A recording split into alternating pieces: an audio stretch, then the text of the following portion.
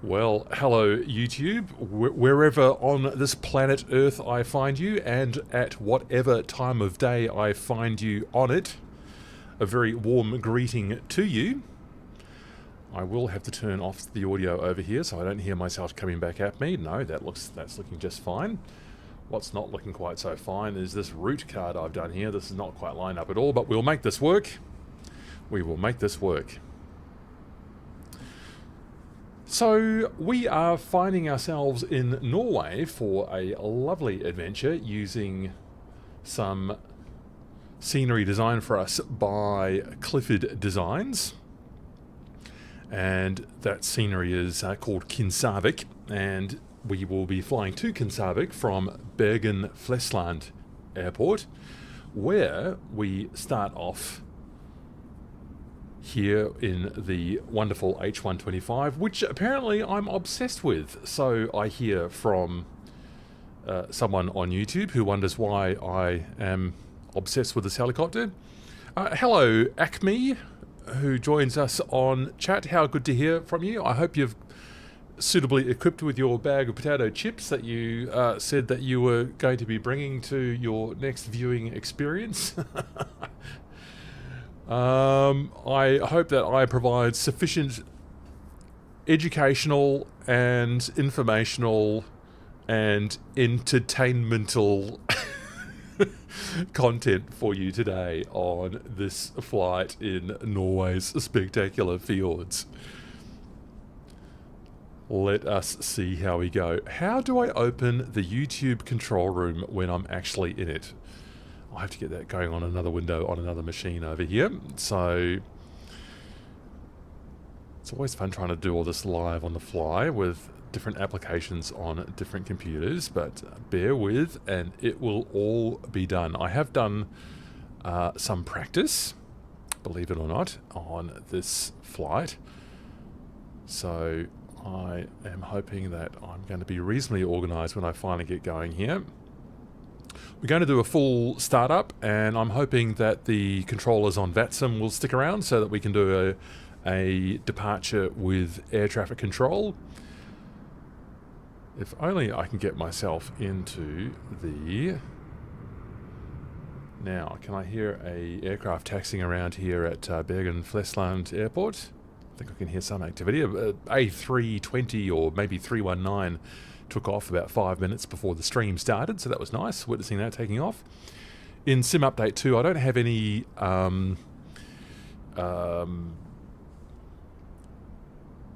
model matching set up yet, and I'm not sure that it's working. There's been a few people kind of complaining that this or that is not currently working, and I don't know, I'm not going to get too upset about it at the moment. I'm just going to... there's finally the button I'm looking for on my other computer. Excellent. Good. Excellent connection, so it says. That's good news. Now, I'll need people's advice as to how I'm going in terms of comparative levels between things. I think I've got it all going okay over here. Haven't heard any noise out of vPilot yet because I've not connected to VATSIM, so that's all good. I think it's time to start our walk around and get moving. So let's just do that, and we'll start looking at the flight plan once we get inside the helicopter. So there we go, looking around. It's, I think, generic. Oh, there's someone parked down there. Yeah, the main terminal's down there, and we've got a row of helipads here. I think this is where they service some of the offshore oil platforms. So there's a row, I think there's about 5 or 6 helipads here. Control tower over here. Good. Fuel box. Right, and our wonderful H125, with which I'm obsessed. Someone said they did not understand why I'm so crazy about this helicopter. And I very politely answered, to each their own. I think it's a great looking machine, and I am so pleased that it's been further updated in Sim Update 2 in MSFS 2024. Right, let's start our walk around, and we'll start getting things cleared off here. Get that pitot cover removed. There we go. I just think the profile of that thing, look at that nose. That perfectly formed nose there. Lovely. Get these tie downs off. Blade socks. Everything here will be in perfectly new condition. There's a bit of breeze in today. We'll talk about that when we get going. Off comes the static port cover. We will probably not be getting a whole lot of luggage in here. I had a bit of trouble yesterday getting people loaded up into the aircraft, so we'll see how that goes. Now, Acme, I've not heard from you yet. Are you going to say hello to me in the chat, please? Tell me that you can hear me at least. That would be reassuring. I'd hate to think that I was talking to no one. I'm sort of slightly worried that my volume... No, I know. There we go. I can hear myself coming out there. That's good. Continuing this walk around. Bergen Fleslands. No one else taxiing around at the moment. Looks like... I can't quite tell from here. Is that maybe a 7.3? I can't quite tell. Down there, it's not a 7.3. It's too tall. Look at the details in that tail rotor. Asobo have done... They just do... I mean, the generic aircraft in the flight simulators historically don't turn out to be the best ones, but... I mean, look how finely detailed these Asobo machines are. Now, this compartment in here, we're going to be using. Well, I'm going to be pretend using it. I'll talk a bit more once we get going about the nature of the scenery that we're going into. So we'll be using that. Oh, look at our lovely utilitarian interior of our H125 there. Very good. Hopefully be getting some people in there. Close that door, please. I said, close that door, please. Do I have to close it from here, in fact? Yes. Clunk. Alright. I think this walk around's looking pretty good. I suppose I would have done some oil dipsticks and so forth. Right. On board, and the tablet's always switched on, isn't it? Okay, I propose we actually get this powered on, get the battery on, and we'll get the radio. We'll get the radio on, and we'll just have a listen in to the Flesland Tower frequency and see if there is anyone talking on there at the moment. So Bergen Flesland Tower is... Oh, Tower's gone offline, haven't they? Oh, of course they have. There is an approach controller on. 121.0. So let's get that into the radio. I'll do it down here, sorry. 121.0. And let's see if V-Pilot's going to work. Acme's not talking to me yet on the chat. So, yes, talk to me on the chat, people. Type something to me. So, 121.0, and hopefully I will hear people on the approach frequency. Just check that V-Pilot's going to the right audio output. Should be. Audio. Yep, that looks good. That looks good. That all looks fine. 121. Okay. Great.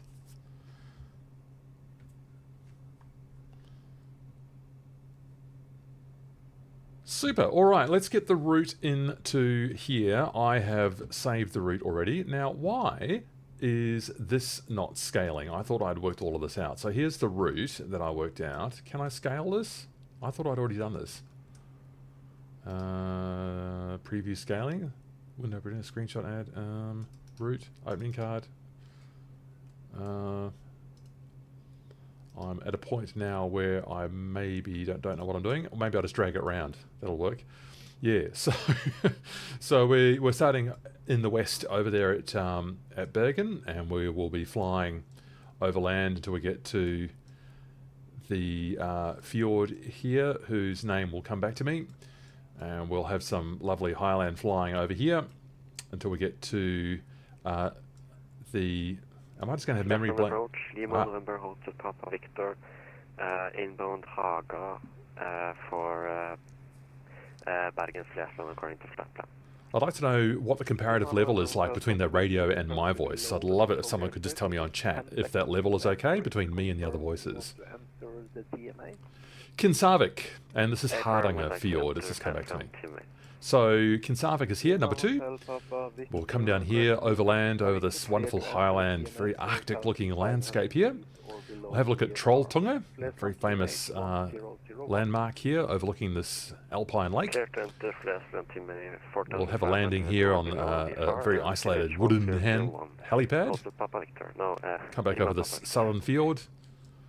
Have a landing here at a power station. These are all handcrafted. Once we get out here in the east, this is the area that Cli4D Designs has made for us. So that's what we'll be looking at, the handcrafted ones. We'll land down here at a power plant.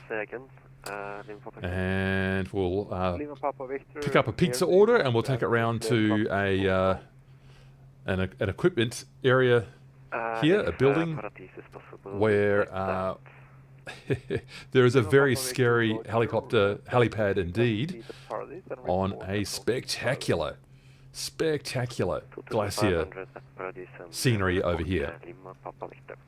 Now, it seems to me that the comparative levels are okay. No one's talking to me on chat, so I can't tell. So if someone could just tell me, please, is that radio just sitting behind my voice, or are we okay? Is it too loud, or is it? I want it in the background to my voice. 1001. So hopefully that's going to be okay. The comparative levels are great. And then once we're done at the glacier, Bondhusbreen Glacier, I believe, we come back over Hardanger fjord, and we'll come back into, if we're still going, back in, and we'll do another VFR departure back into Bergen-Flesland. Okay, that's the flight plan. So let's get that loaded into the EFB. What will be the best way for me to do that? Probably, because if I pop it out, it's going to be too far away for you, because I've got a wider screen. So let's get that in here. We're going to import from a file, load from here. Yes. Okay. So that's all gone in here, and there is the same flight plan that we saw over here. That's good, right? So that's the same shape that I just showed you on that image I had up there for you before. That brightness isn't very good, but we'll try and figure that's better. That's all looking good there. So our VFR departure, these are aircraft on VATSIM, so that's good to know. Our VFR departure is Kokstad to Paradise. The Paradise, I think, are the two VFR points here. Radio background is fine, Francisco. Thank you. That's what I needed to know. Thanks for your help there. Lovely. Okay, so our flight plan is in. So let's just talk about the weather. I've just modified the weather slightly. I've made this a morning scene. Of course, in Norway live right now, it is dark already. So I've made it a morning scene, which matches the time that I'm broadcasting from in Australia. So what is the actual ATIS right now? Flesland Information India. Expect ILS Whiskey or RMP approach. That does not apply to us. Runway in use 17, so it's the north-south runway. I forgot to put the chart up for you, so you'll just have to use your imagination. Transition level 85, not applicable to us. I've filed for 5,000 feet today on our VFR route. I've basically filed for a VFR departure to the northeast and VFR operations around Kinsarvik. So for clearance and startup, contact approach 121.0. Fine, that's the radio that I've got in now. Wind. Lima Papa Victor. Oh, it sounds like there might be another VFR aircraft in. For clearance and startup, contact approach, yes. Wind 130 degrees at 14 knots. Visibility 10 kilometers or more. Light drizzle. I've turned off. I haven't put rain in. Clouds few at 1400, broken at 2000, broken at 3800. QNH 1001. I'll just adjust that there. There we go. Straight to final runway 17, Lima Papa Victor. Oh, okay. It sounds like someone's just coming into land there. I don't think it'll be an issue for us. Temperature 4, dew point 3. Okay, I've set that manually. Remark, wind at 1200 feet is 140 degrees at 27 knots. So it's a little bit windy aloft. I've not set that manually. What I've done is I've set scattered clouds manually, and I've set 140 degrees at about 12 knots. So I've set it this a little bit less than what it says there. I've set it manually. I've set it for a morning scene, and I've set it for April, so we get a nice sort of spring look at it. Lux Air 226, descend 4,000 feet via the Gilva transition, cleared ILS V017. Descend. Okay, so I think what I need to do for ILS 17 Whiskey via the Gilva transition. the Lux Air 226. the yaw string is up. Yeah, well that's I think that it's a vane more than a string, so I think that's always going to be sort of upright. Yeah. All right, so 1210, and let's just get the standby frequency. I guess I'll just get 1228 in there. I don't think we're going to be handed over to center or anything like that, or control, I should say. That's good. Or is it called radar here? Okay, that's all fine. Now, can I start up on the stand if I'm a VFR aircraft at this airport? Or do I or get my clearance first? I'm not quite sure. Not quite sure. So maybe I think I'll start up to idle. So let's get our startup done. We'll operate off the checklist in here. Let me also get the input viewer. Hopefully that's in the right part of the screen for you. And let's come down here and get this ready down here. Maybe I don't need the input viewer yet. This is going to be in the way. Okay. Osaka 24 Mike X-ray. Welcome to Flesland taxi stand 27 via Echo. That's straight ahead. Now, something I should do is just get the chart ready. I'm sorry I forgot to do this for you, so only I will see this chart, but ooh,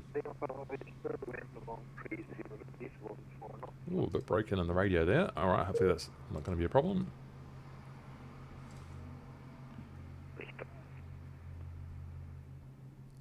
Lost server connection. Okay, well, we'll see how that goes.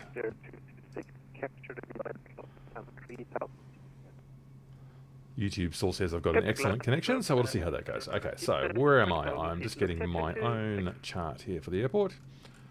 So we might see if we can get a takeoff run either along the taxiway, Yankee, or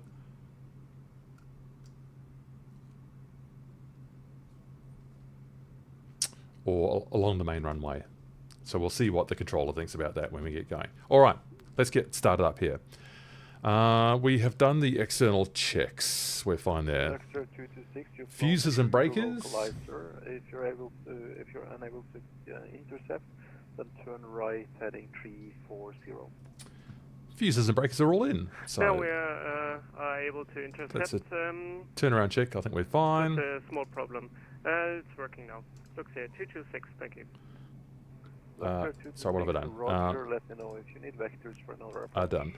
Turnaround check. Overall aspect. Fine. Engine oil. Yes. Cowlings. We did that outside. Closed. All closed. We don't have anyone on board. Maybe I should have done that. So now yesterday this didn't work. So maybe this is a sim update 2 issue.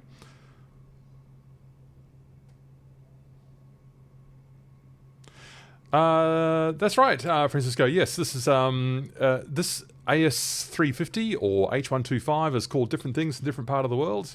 You might call it the A-Star, the single engine version in the Southern Hemisphere, Australia and New Zealand. It's often called the Squirrel, which is the English word for the original French nickname for this helicopter, the Écureuil. So yeah, we call it the Squirrel down here, and I believe, yeah, the twin engine version of this was called, or is called, the Twin Star in North America, as you've just observed. So where am I here? Engine oil level doors. Oh, right, now, where was I? This did not work yesterday when I tried to load in people. Lima Papa Victor, welcome to Flesland. Take first left, then taxi to GA parking via Bravo. And I'm in the wrong place. Flight performance, mass and balance. And GA parking via Bravo, Lima Papa Victor. So we'll load some people in here. Load aircraft. Yeah, you see, they've not actually popped in. Why is that? It says the loading of your aircraft is successful, and we've got weight in, but the people haven't appeared. So I guess we'll just have to do without. If I started in flight, I think they would be there. So I'm not quite sure Lux Air 226. why it's working like that. I'm going to put full fuel in, load. See, so it is loading, but I just don't know. It's not drawing the people today. I'm not quite sure why that is.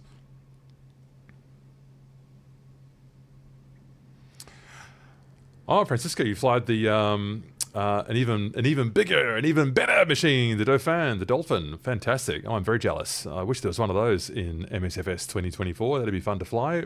We are going to get a Sikorsky S76 from Cowan Sim this year, we hope. So that should be nice for us to fly. Okay, we're near our maximum weight now with that full fuel and with these invisible passengers. Okay, I don't know why it's not showing.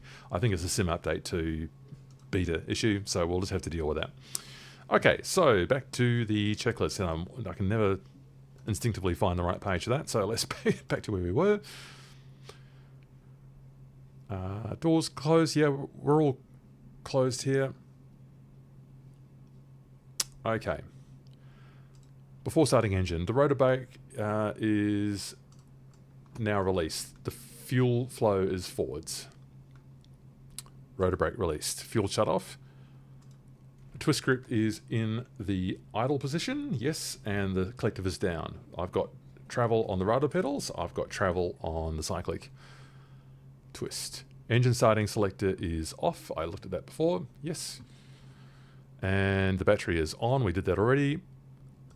Instrument lighting system, yeah, we're fine over here, that's good. Pedals are fine. Heating system, this is all off by default. Our invisible passengers will appreciate a bit of heat later on. It is only 6 degrees outside. It's not going to get any warmer. Well, I guess it will later. So now we're ready to start engine. Hello, Sprox. In, I think, ZA. Is that South Africa? Hello to you. So we're ready to start the engine. So no adverse issues on here. We are ready to go. So on we go. We want to see rotor turning at 25 N1. So rotor's turning. We're at less than 25. Collective all the way down. I didn't have the fuel pump on. That is ridiculous.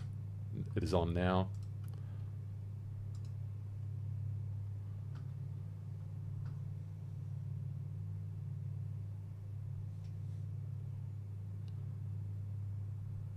Engine oil pressure must increase. There you go.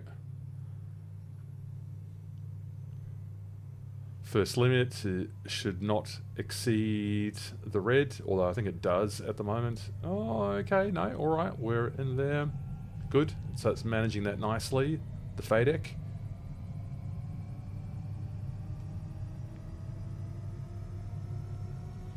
Sprox, things in Australia are just fine today, thank you very much. It's a beautiful, cool start to our autumn morning in Melbourne, so I'm replicating that in Norway for our wonderful flight today. Alright, let's get ourselves going here. Let's get the generator on. I didn't have the anti-coals on, that was a bit wrong.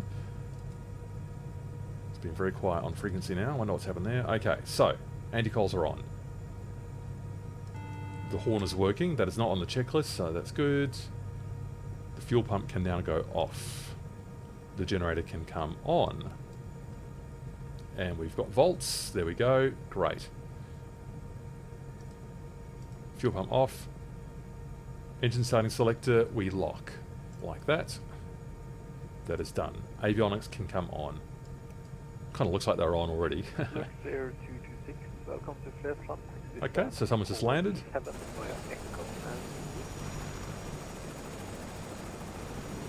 Oh yeah, it looks like a ATR 72. To gate 47 via Echo and Whiskey. Looks at 226. That sounds like a very enthusiastic pilot. Hello to you. Just clarify, 47 is not a gate. We have for the Dash 8, we have the park stand adjacent. Oh, that's excellent, Colin. That sounds like you had a nice flight already out in this part of the world. That's wonderful. Gate sorry, to stand 47 via Echo and Whiskey. Looks at 226. Oh, I'm so pleased they got that horn working. Okay, so avionics are on. Run up. So the run up is just the accumulator check. So we look for the hydraulic light up here. So not crank though. Accumulator test. Does the hydraulic light come on? Yes, it does. Accumulator test off. The hydraulic light goes out. Next, we disable the hydraulics on here. Does the hydraulic light come on? It does. We re-enable hydraulics on here. Does the hydraulic light go out? It does. So we have passed the run-up test. And we're done. So landing light is required, which I'm notoriously bad at getting correct. So we're only interested in temperatures, pressures, warning lights, landing light, and then we're all fine. So I think I can just focus on the communications now with approach and keeping an eye on this for you. So it's going to be a VFR departure. We're not to exceed 1,500 for this leg here. This is Kokstad. This is Paradise. And I'm going to ask for a takeoff run south down runway 17 here, or the taxiway, depending on what the controller would like.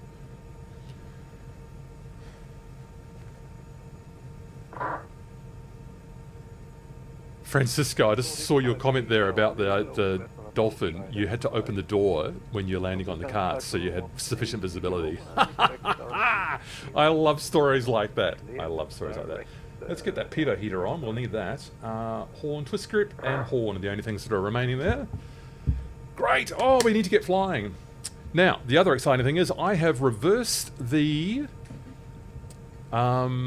direction of my throttle. I've got an old-fashioned throttle controller, forwards and backwards, and I've reversed it this week, and it's been very hard work indeed.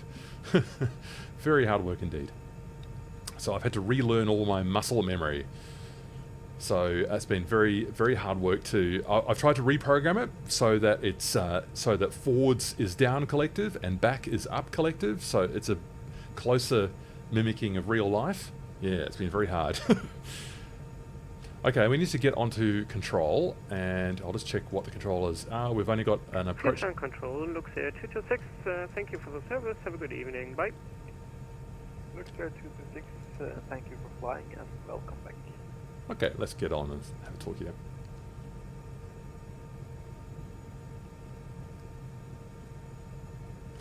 Now it's Flesland approach.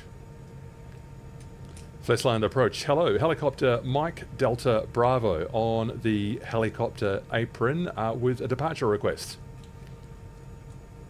Mike Delta Bravo, hello, Flesland approach, go ahead. Hello, we have Information India on board, and we are looking for a VFR departure to the northeast. I believe that is Kokstad and Paradise. Mike Delta Bravo, CU5 Kokstad, Paradise, and then Kaland. You plan to re-enter at Kaland? Yes, so we will be doing VFR operations at Kinsarvik and then re-entering at Kaland later. Mike Delta Bravo, roger, you're cleared to leave the control zone via VFR with Kokstad, Paradise, 2,000 feet or below. Squawk 0120. Squawk 0120 and cleared to leave controlled airspace 2,000 feet or below Kokstad. And did you say Paradise as well? Yeah, the VFR is the Kokstad is the first waypoint, then Paradise. Kokstad and then Paradise, understand, and not above 2,000. And squawking 0120, Mike Delta Bravo. I see you filed 5,000 feet, so if you want, I can coordinate with myself and clear you to climb directly to 5,000 feet if you wish to get to that level when leaving the control zone. Yes, it'll be 5,000 after leaving the control zone. Was that the correct thing to put on the fly plan? Mike Delta Bravo, you're cleared to enter TMA via climb to 5,000 feet or below, and routing Kokstad Paradise.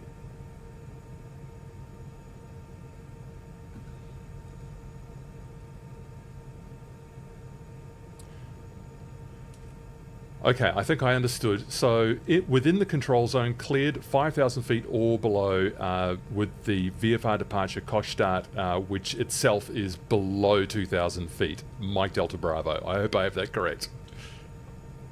Yeah, Mike Delta Bravo, the control zone for Flesland Tower stopped at 2,000 feet, but I cleared you to climb into the TMA. You're clear directed to 5,000 feet without leaving Cli4D's first. Okay, I think I understood it, but I just said it the wrong way around. All right, I think I'm cleared into the TMA at 5,000 feet. Mike Delta Bravo. Thank you, and thanks for your patience. No problem at all. Startup approved. QNH 1001. Startup approved and QNH 1001. Mike Delta Bravo. Okay, well that was a little bit confusing for me just because I didn't understand exactly how to request the VFR departure, and also I already started up. Anyway, we will get these things right. Let me have a look at the chat. What have we got here? Sprox, yes, good. In Melbourne a few years ago. Good on you. Yeah, it's a good place to be. Good place to be. It's a sunny place to be right now. We might hear some AW139s going past my window on their way to hospitals in the neighbourhood. Okay, let's get this. Okay, that's good. I think I just needed to tell VPilot to squawk mode Charlie. And let's get us up to flight now. Get my head tracker back on. So next thing, I will tell the controller that I am ready for departure, and I will request a takeoff run to the south, either along taxiway Yankee or along runway 17. So we'll just see what the controller thinks. And I'll ask for that takeoff run from intersection Charlie. Hopefully that's not too confusing.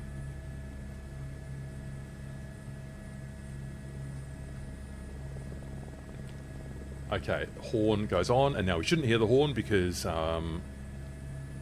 that's good. Okay. Excellent. Alright, so I think we're ready to call the controller again.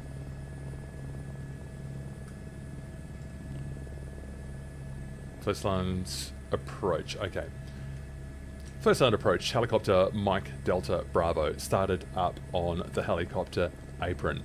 Ready for departure, and we would request a takeoff run to the south, either along taxiway Yankee or along runway 17. Mike Delta Bravo, line up Yankee 17 at Charlie. Line up runway 17 from taxiway Charlie, Mike Delta Bravo. Negative, line up Yankee 17, so that is southbound on taxiway Yankee at Charlie. Okay, correction. Line up on taxiway Yankee at from the Charlie intersection, Mike Delta Bravo. Correct. Alright, we'll get there in the end. This controller's been very patient with me. Okay, so we've got a breeze from the south. I'm going to want to turn into that breeze. So we need to go that way though, so I'm going to be doing a bit of a 270 here. Let's bring on the power. So I let's get the input viewer ready to go. And I might just get the flight recorder ready as well for later on. Record. Okay, thank you flight recorder, you can go. Hopefully that input viewer's in a good place for you viewers. Bringing on the collective, and I'm expecting I'll need some right pedal and probably quite a bit of, yes, there we go, a bit of right. Oh, not a bad pickup after all, not a bad pickup. With that right breeze coming in. Get too high. Into the breeze now, nice and stable.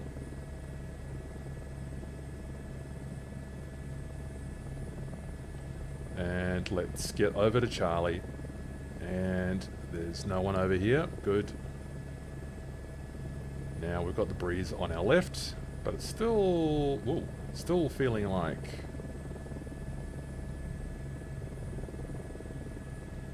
not very stable on the collective there. Looks like I can get that input viewer over to the left a bit. Landing light finally goes on. My usual mistake. Hit the ground because I'm negligent. Here's taxiway Charlie.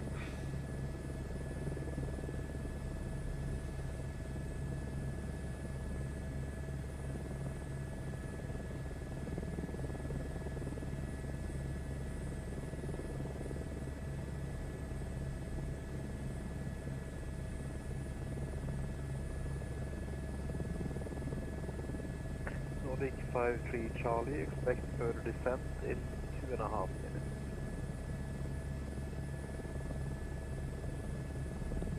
Now, is this Yankee? But there's no sign on it. This must be Yankee, because that's the runway already.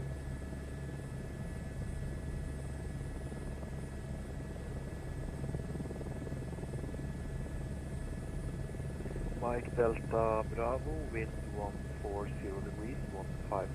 Yankee 17 at Charlie, clear for takeoff. Yankee 17 at Charlie, clear for takeoff. Mike Delta Bravo. There we go. He's watching me. Here we go.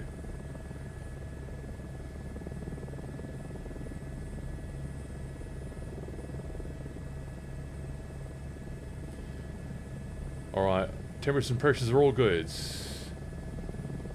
We've got 80 knots already. I'm going to trim back already so I don't put so much pressure on my hand.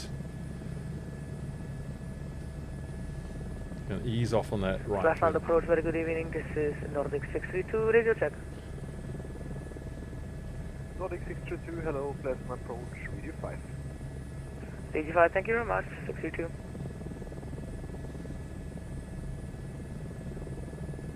So now we need to get up to Kokstad.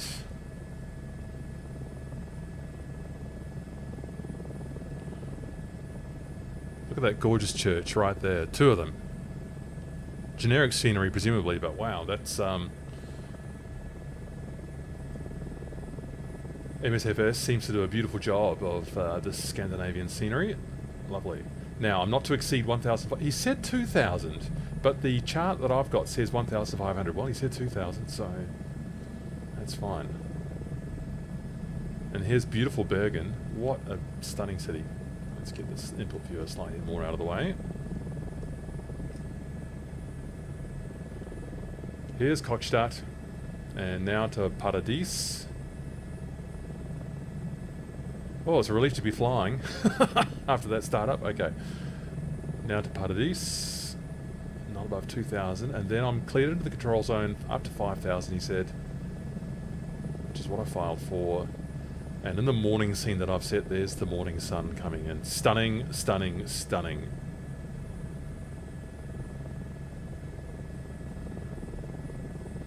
My instinct was pushing that right pedal. Don't need that.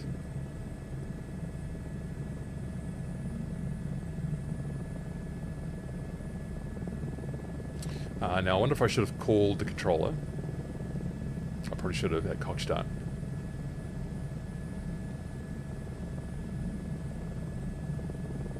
Flex on approach, Mike Delta Bravo. Sorry for the late call. We have passed Kokstad 1,000 feet. Mike Delta Bravo, roger. You're clear to climb into the TMA 5,000 feet or below VFR.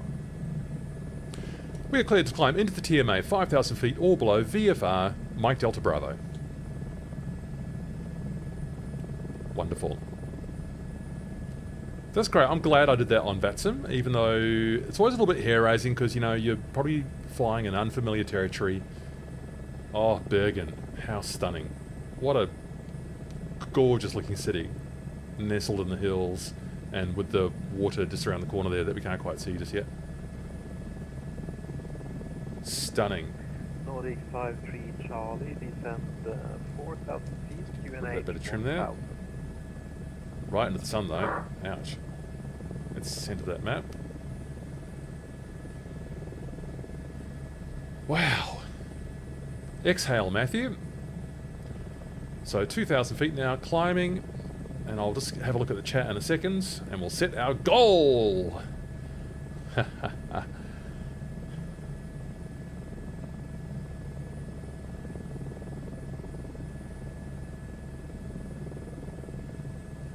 Oh, there's the water there. Oh, how glorious, Bergen. How glorious. Wonderful, just wonderful. By the way, if you've not done one of my live streams before, half the time is me going on about how wonderful the scenery is, and it's going to be even worse today because of what Cli4D has done. Now, I am prepared to consider doing a bit of time Redno 6 on Bravo, passing compression to here once we 5. leave the Redno 6 on Bravo, hello, please on approach information. approaches airspace here on VATSIM. It's a pity these people didn't beam into the helicopter. We have information unit on board, expecting 17 and we're going to send us flight level 100, Redno 6 on Bravo. Oops. Wonderful. Okay, what are people saying on chat? Sprox, yeah, this is the H125, newly updated in Sim Update 2 beta. So there's been a bit of work done on the flight model. Now, I probably should be going under this cloud here. I've got enough vertical... Well, hang on, let me just... Broken approach, good evening, Scandinavian 252 radio check. Scandinavian 252, hello, pleasant approach. Okay, that's not good, Matthew. Come on, Thank you very concentrate. much. So I was just in another window there, just like keeping an eye on vertical hazards, ground hazards. We're at 3,200 feet. We're cleared up to 5,000. And we're going to be fine at 3,000 here. Yes, so we've got some hills at about up to 3,000. This is perfect. This is sort of threading the needle here. I'm sorry, I don't know the names of all these hills. People in Norway, please forgive. My Delta Bravo, QNH, are you flying? Say again for Mike Delta Bravo, please. What's your current QNH setting? We at QNH, we have 1001 on board. Mike Delta Bravo, Roger, new QNH 1000. I think you said 1000, 1000 for Mike Delta Bravo. Correct.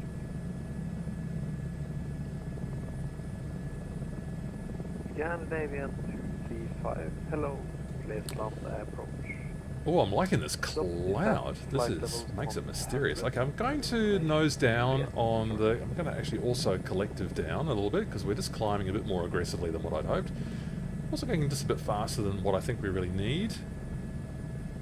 We're at 125 knots. Bergen approach, good afternoon. This is Scandinavian 976 Kilo. Good afternoon, radio check.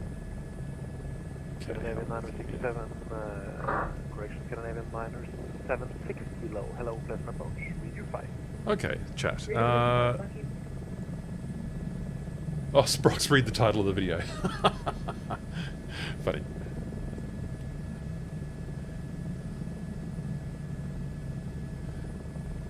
Scandinavian 235, cleared direct, Gilva.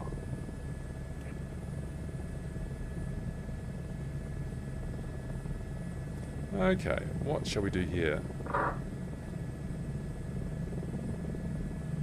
Redno 61 Bravo, clear direct Gilva. Direct Gilva, Redno 6 on Bravo. Okay, now that's me just doing two things on two screens. That's resulting in imperfect flying. Let's just go around this cloud here. 35, speed 28. I wish I could make the input view a bit smaller. All the user interface is just a little bit too large in MSFS 2024. They've made it so you just can't shrink it down enough. Oh, this view is just ridiculous. Bravo, speed 280 knots or less. 280 knots or less, Redno 6 on Bravo.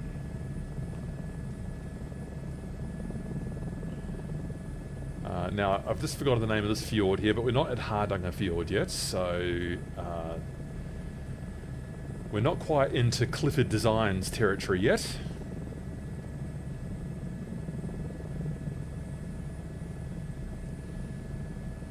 And also, what did the controller say he wanted? Oh, this is fun, dodging all the clouds. And trying to keep an eye on the chat.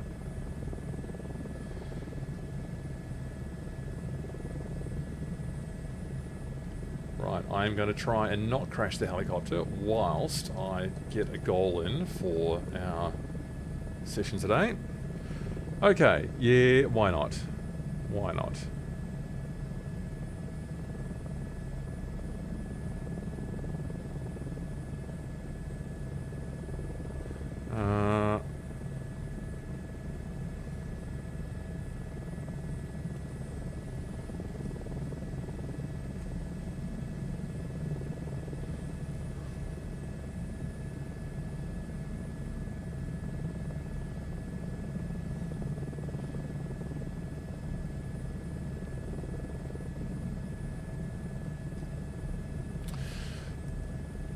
Okay, so here's what I'm doing with the channel at the moment. I am saving up some money for a GoPro kit that I am going to be mounting in, or doing some video work making in a Gimbal Cabri G2 here in Melbourne, and which I hope that you will be able to enjoy the results of in May or maybe June. So I'm doing some real life making as well, and it'll be made for the interest of flight simmers. I was hoping to get the GoPro kit anyway, so it's something that I was hoping to add to my tool bag anyhow, but the advertising revenue of the channel, which I've actually not received a single cent of yet, because I've not received the pin in the post that I need to get from YouTube yet to actually to receive the amount of ad revenue that I have currently got from YouTube. I'm very grateful for the people who have participated in the channel, who have given me likes, who have participated in comments, and of course who have watched and subscribed. Very, very thankful for you. And I hope to do more for you, and though I'm going to be doing some live action stuff as well here in Melbourne, I will of course be focused on helicopters in Microsoft Flight Simulator 2024, and I think doing some making around the real life Gimbal Cabri G2 is part of that. Now we need to get down to this town over here. The town of, make sure I get the name of it right, Matthew, because it's a stunning looking town when we get down there. Northeimsund. It looks amazing from the air. So I'm setting a goal in the chat. So I'm asking for, oh, let me just maybe get the course correction right first.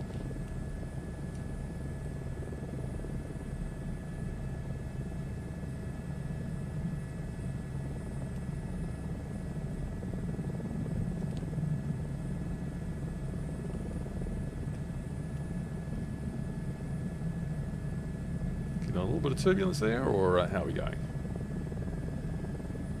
I think we're about 20 minutes from touching down. Okay.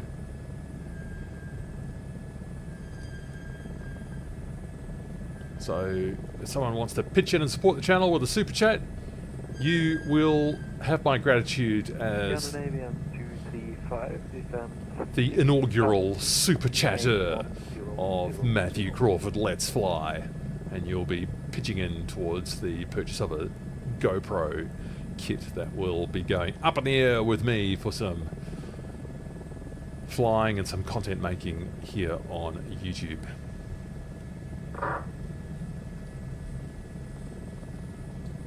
Get this out of the way. Look at this town nestled down, flying down to the field. How stunning.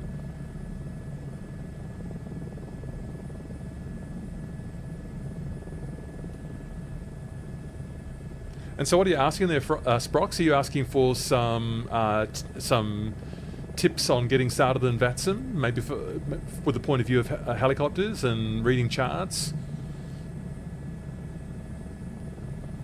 One of the things there is also for controllers, because there's a lot of controllers. No offense to VATSIM volunteer controllers, but the level of knowledge in VATSIM is much higher for airliner operations than it is for helicopter operations, VFR helicopter operations. Look at this town. Imagine having that as a view. In Norway. Stunning Norway, you lucky people. Now, there's an airport there. I'm not getting into airspace here, am I? Just check that. No, I'm not. Just looking at, oh, it's not an airport, it's just it's just a road. I thought those were Vassies or Pappies.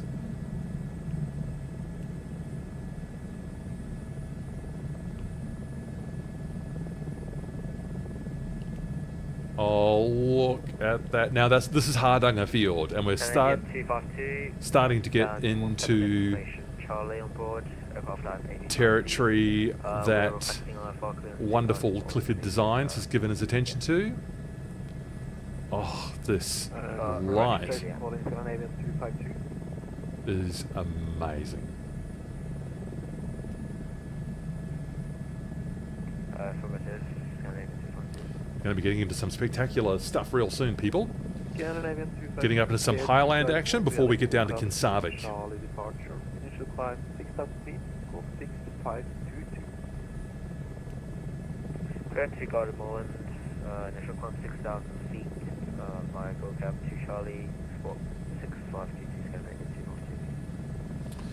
252. Scandinavian 252. And people in chat, feel free to come in with your helicopter questions, controls, setup, anything else you'd like to know about flying helicopters in MSFS 2024. Nordic 632, British 718 with information Juliet, requesting for clearance to Oslo.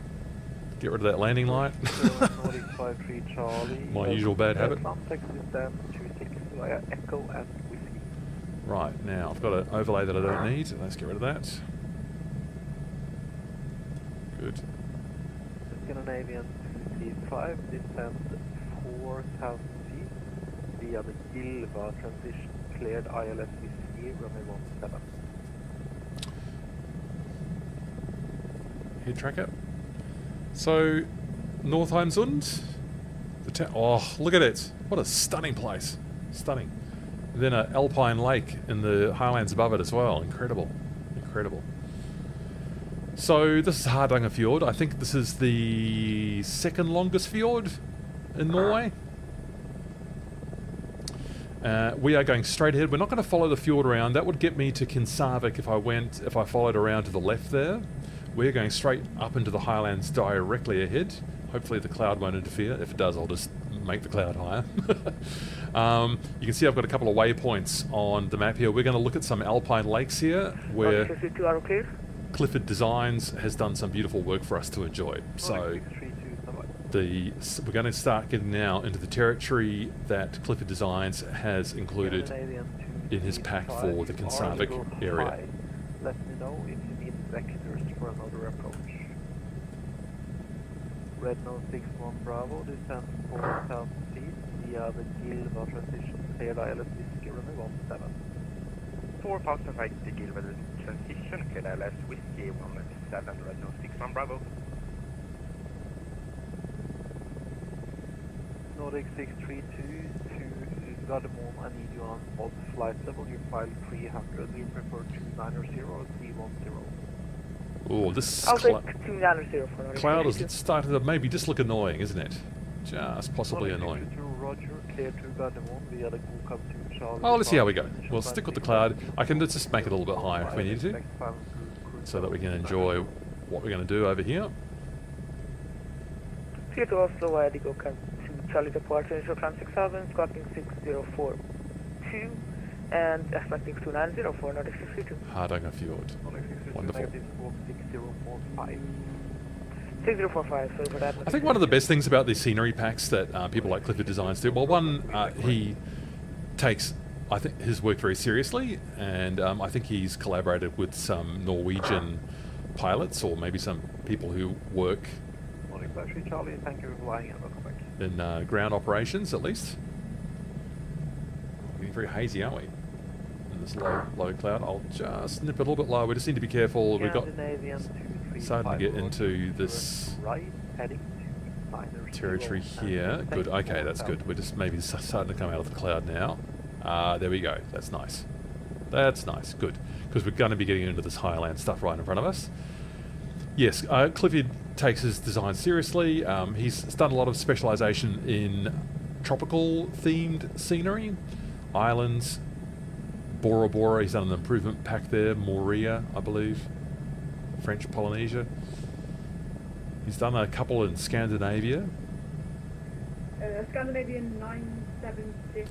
And it takes you to places that you might not have gone too deeply into. I've done a few practice flights for this stream, and it's just been terrific having this experience. coming and trying this for you. And once we really get going on some of these scary landings in here, wow, it's quite something. It's quite something.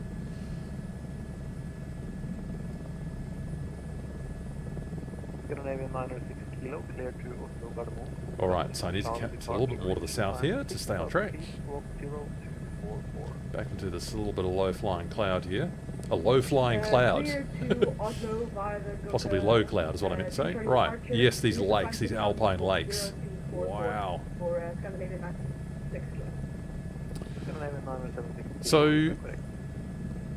Cli4D has added a helicopter Scandinavian base 5, turn right, heading in the town of Kinsarvik, where we will be in, I guess, about 15 minutes. And he has done some work in the surrounding scenery as well.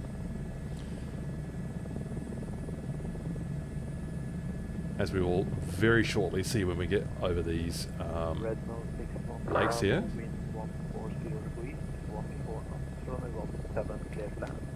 Do love coming over this scenery. I Bravo. suppose we should think about things like, you know, what's our Scandinavian emergency plan should we ever need to exit in a hurry. Auto-rotating from here would be a challenge.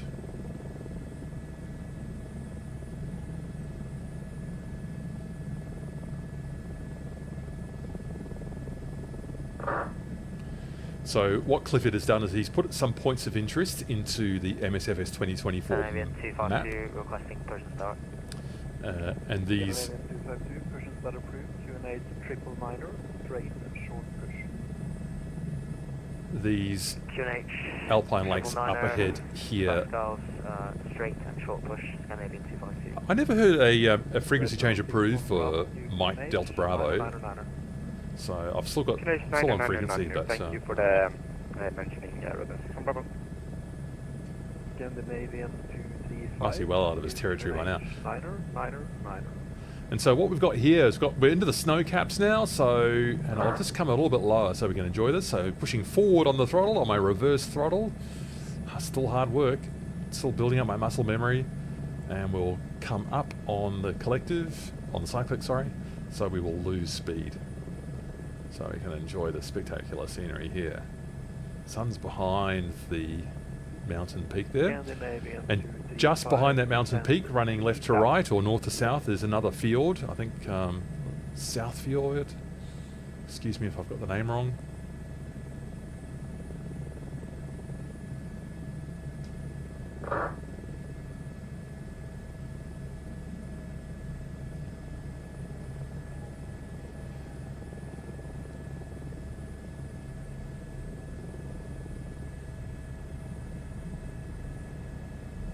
Right, now we've got the waterfalls popping in, so there we go. Oh, there's some houses down there, I didn't notice that before. Right, pulling some pitch now. So Cli4D's got these waterfalls in here for us. I could land in there, I suppose, but I'll just get a move on and we'll get along to Kinsarvik. Look at those stunning alpine waterfalls in here. Incredible. Incredible. Scandinavian 235, turn right. Just keeping an eye on my FLI, make sure we're not overdoing the power, we're just fine. Auto rotation would be a bit scary right now. I'll just, what will I do? I'll just lower the collective slightly. Scandinavian 235, 0, minor, 0.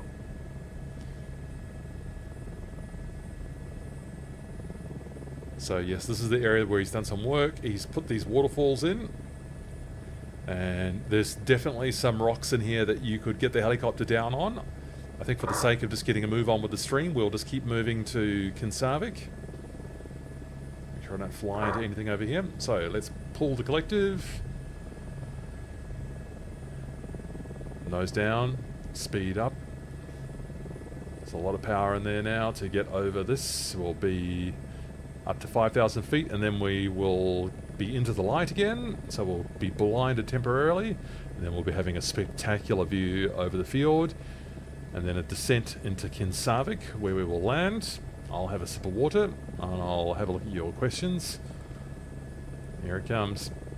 Scandinavian Cli4D, turn right heading 140 and cleared ILS runway 17. Look at that. Oh, oh, I just can't get enough of it. Stunning.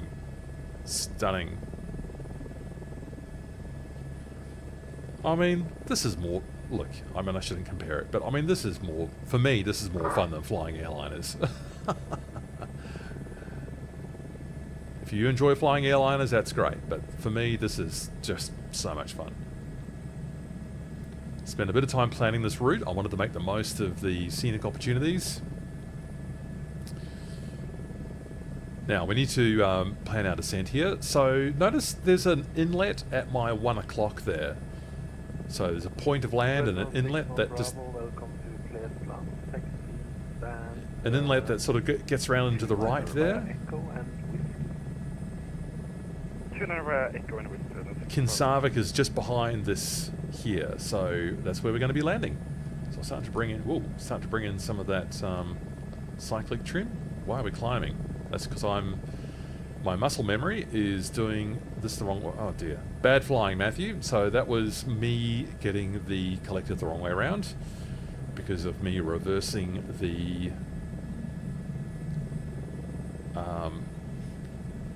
the polarity of the neutron flow, to quote a very old Doctor Who cliche.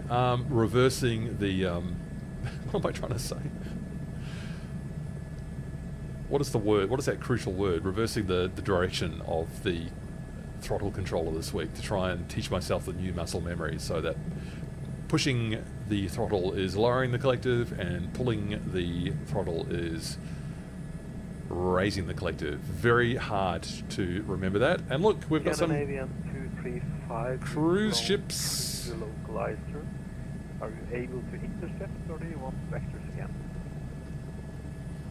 And there's Kinsarvik, the town of Kinsarvik. Where are we now? We're at 2,500. We are descending very fast. Everyone's ears would be popping. I'll pull a little bit more collective. Okay, 1,500 feet. That's a bit more realistic. So that was not a great descent because I confused my throttle controls. Now, we're not to fly over the town. That is a restriction. So we fly along the edge of the valley when we go up. And the heliport is at the far end of town on the river, which is a very nice approach in itself. So let's turn in. Landing light goes on. I do not need right pedal, I just need right cyclic.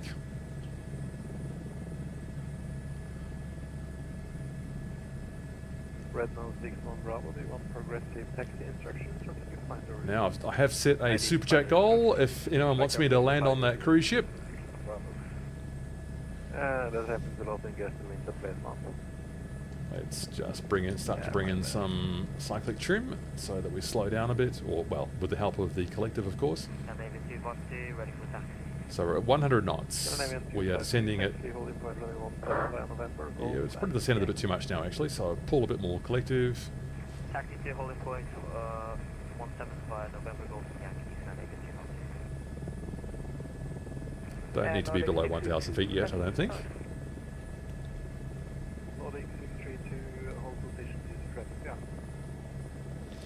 Coming in for our first landing at Kinsarvik.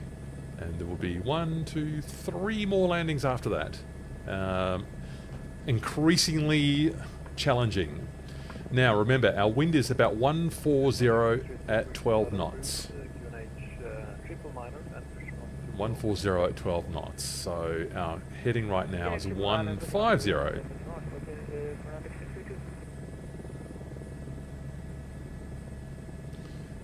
So we're pretty much into the wind now. 12 knots isn't too challenging in the H125. Well, it is if you're just practicing your hovering skills for the first time, but it should be okay now. Look at the sun coming over that shadow on the mountain in the distance. Stunning. Okay, 1,000 feet. Let's start to lower this. We're at 80 knots. Start to get this under control. Just reducing the cyclic trim again with the hat switch. Reducing the collective, lowering it I should say, not flying over the town, staying in the edge of the valley, Now we're at 60 knots, pulling a bit of collector so we don't fly down too much. Cli4D has improved the river here. Do we have to count? Thank you for flying in Norway. Hello.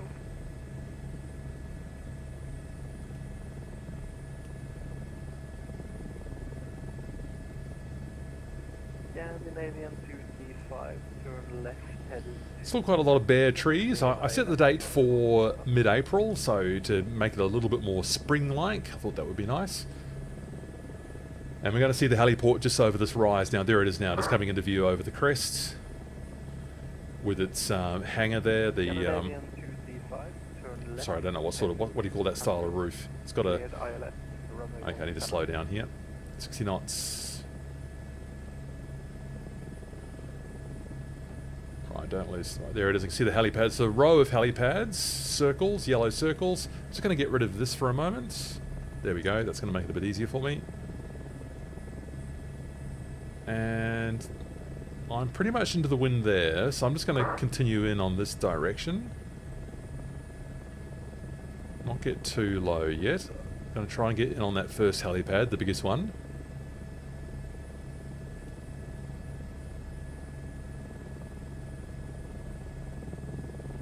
Yeah, perfectly into the wind. That worked out well.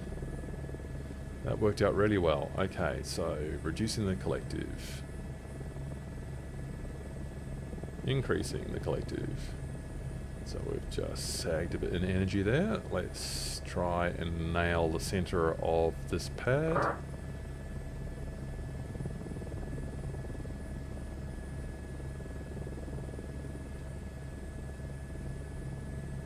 Concentrating.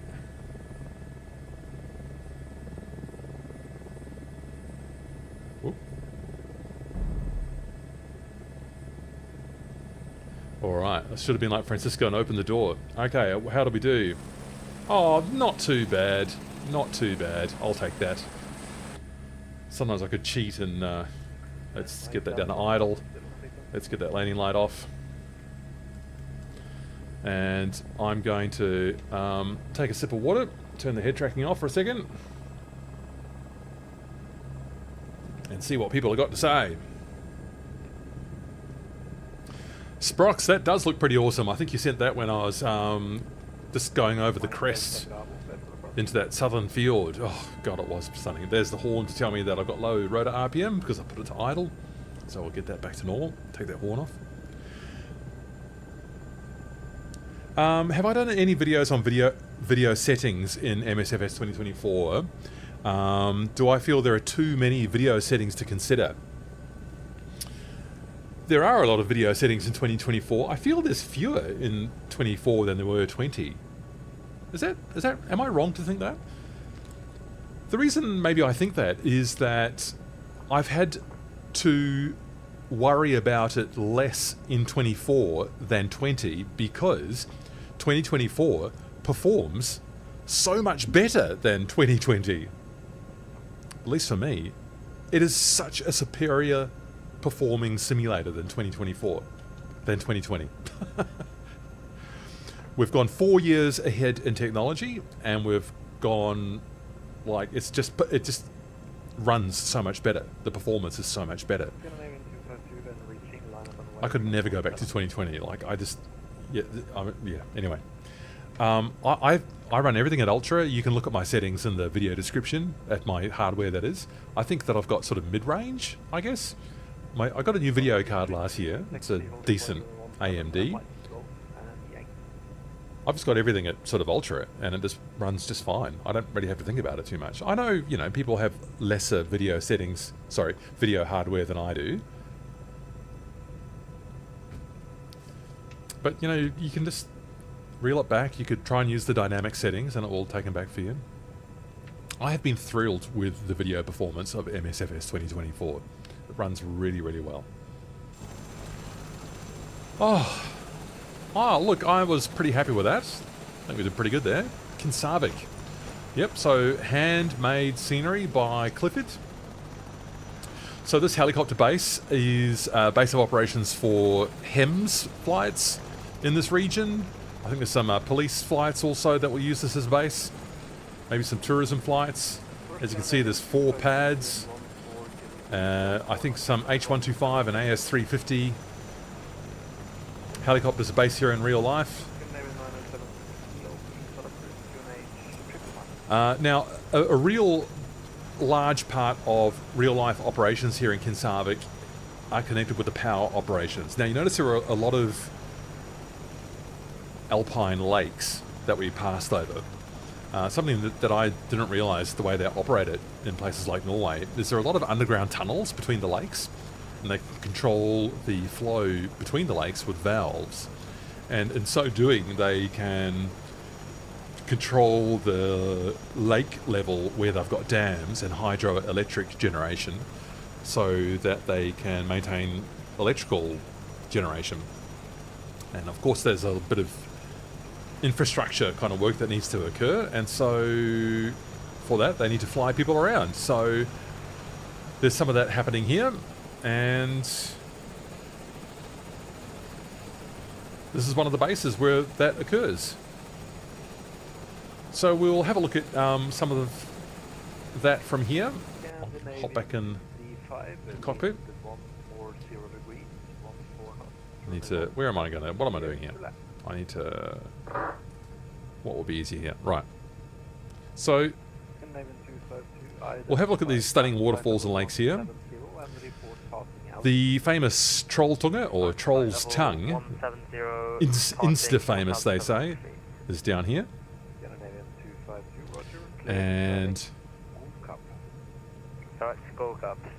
we've got a landing pad up here near some electricity infrastructure as well. That's where they can drop in workers. So we can just come down here over this highland scenery, and Cli4D Designs has done some work on this add-on. And by the way, there's details for the add-on in the video description, of course. You can buy it on Sim Market. I mean, personally, I've had a lot of fun with it, flying around and doing this discovery, and hopefully showing you the kinds of activities that you might enjoy yourself here. Yeah, so we'll see what he's done here, adding some. Well, look, I mean, here's the look. I mean, look at that. Maybe I wasn't showing that off before. Look at that river right beside the heliport. That is just, oh, stunning. What are these trees? What are this? I don't recognise this tree type. Are these conifers or pines?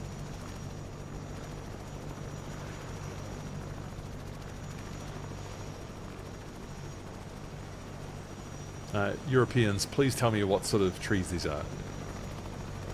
I would like to know, because I'm very nerdy and geeky about these things, and I like to know this kind of stuff. Alright, I've had my sip of water. I think we should get moving, hey?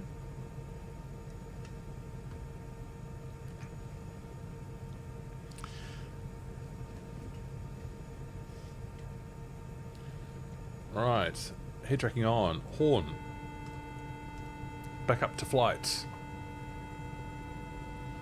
So we're going to be flying, so remember we came in from the south, from the north, so we will be continuing south. Up here we'll admire some of Cli4D's waterfall design. Nordic 632 via intersection of choice, line up and way, 2117.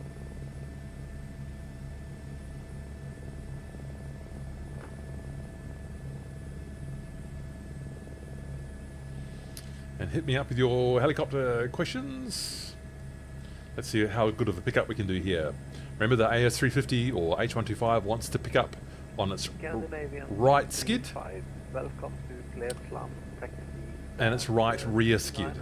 So let's see how well we can execute that. So right and back on the cyclic. There's no trim in. Right and back. And up we go. Not too bad on the pickup. And let's continue over here.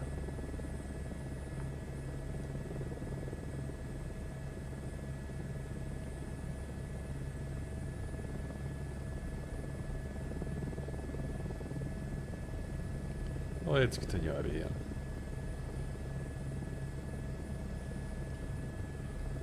Oh, that river. Those rapids. I'm just going to hide the map for a second. I'll just do this manually, this navigation.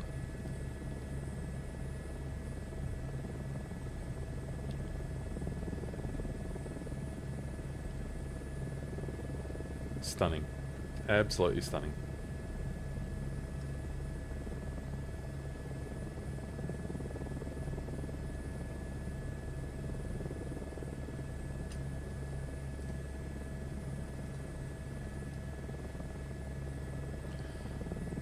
And look at the spray from this waterfall. Oh.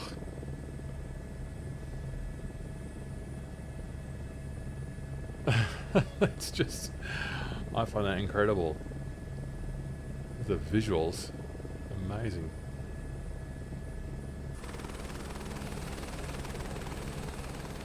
Oh, I forgot to, oops, that was wrong. I forgot to admire the replay of my landing before. Never mind, another one, we'll do another one later. That wasn't a bad landing at the heliport. That was pretty good.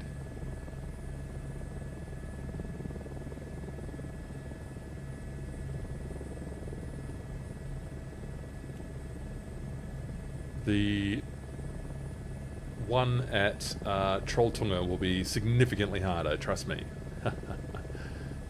Significantly harder, because it's a tiny, tiny, tiny pad. Look at these waterfalls that Cli4D has done. Extraordinary. Sadly, no further ATC flying into the void. Monitor advisory 122 days for light and have a great flight. Monitor advisory 122.8, Scandinavian 252, thank you very much for the ATC. Bye-bye. Thank you for flying and welcome back.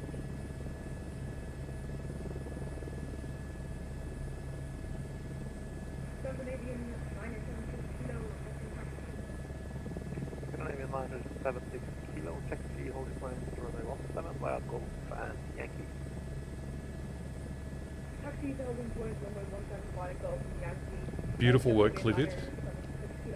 He likes doing waterfalls and rapid rivers, that's for sure, and he does a good job of them too. And we're just getting up into the snow line again in mid-April, which is when I've set this, the date for this stream. It's tempting to land up here again, but I'll just keep moving.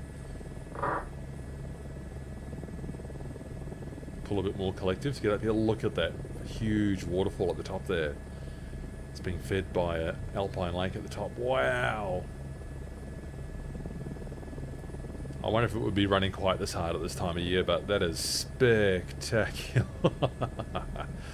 Wow. Oh, I just love this kind of stuff. Love it. Report passing altitude. 1701, we are passing. You've done a good job, 2,000 Cli4D. from HSC. You've done a good job. Roger, clear the direct Kuka. Direct to Kuka for Norway 52. Okay, and now we come up to the highlands up top. So, let us press on then to Trolltunga. Get the tablet back in here.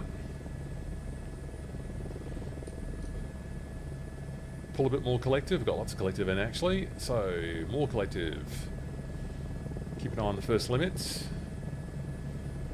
Stop with the temptation on the pedal. Just try and do it with the cyclic instead. Otherwise, the helicopter will be out of trim. Suddenly feels like we're in the Arctic Circle. Hang on, well, we're at 60 degrees north, aren't we? Where does the Arctic Circle actually start? Another trivia question. Right, we're cleared up to 5,000 feet. So we're just going to be pushing that up here. Start to trim down. That'll increase our speed, and I'll start to ease down on the collective. Scandinavian 976 kilo, do you want the intersection departure or select? Reset my head position, that's better. Sorry, could you say that again for Scandinavian 976 kilo? Do you want an intersection departure or full length?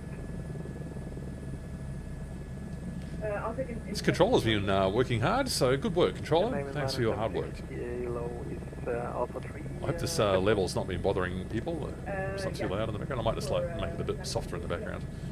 Scandinavian 976 kilo via intersection Alpha 3, line up and wait, running off 7. This sounds like he's just been dealing with Yeah, Flesland Alpha, departures and arrivals for the most part. One, line up and wait. Alpha 1 is full length. If you want the intersection, then it's Alpha 3.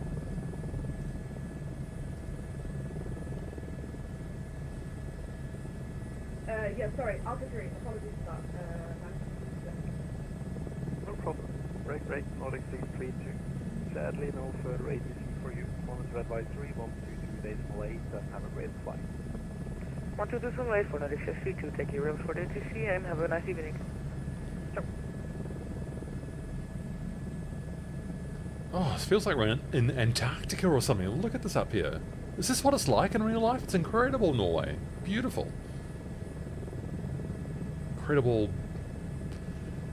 sort of bleak beauty, but stunning. Sounds like an H125 outside my place right now. Okay, we are going quite fast. Is that 130 knots? It's about 120 knots actually, so that's fine. So we are going to have a look at Trolltunga, the Troll's Tongue. That is a stunning piece of rock formation that I suppose you can go and have your photo taken on if you're brave. We're at 5,000 feet now, so we'll just stay a bit lower here.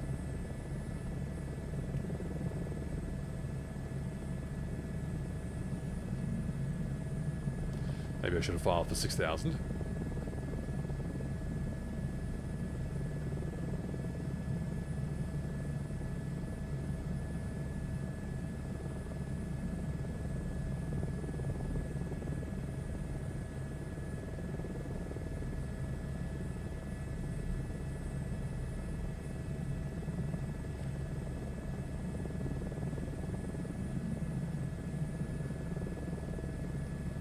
Amazing. Just to think we were down on those forests just a few minutes ago and now up on this incredible Arctic landscape. Wonder what lives up here. Animals or what sort of ecological communities normally inhabit up here. Is it really this icy?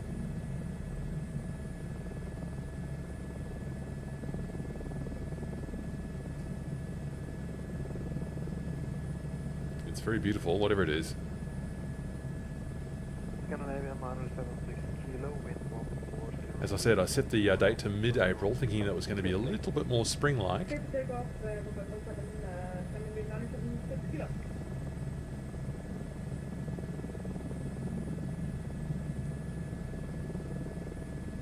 That's a fascinating formation there, sort of half moon, crescent moon edge to that alpine lake.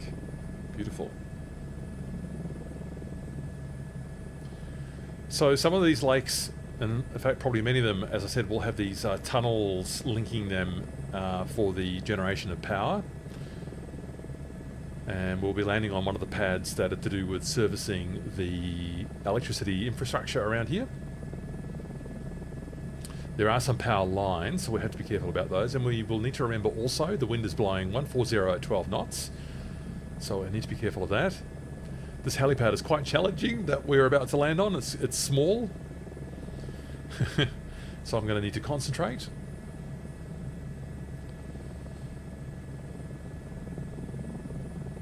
Let's see how we go.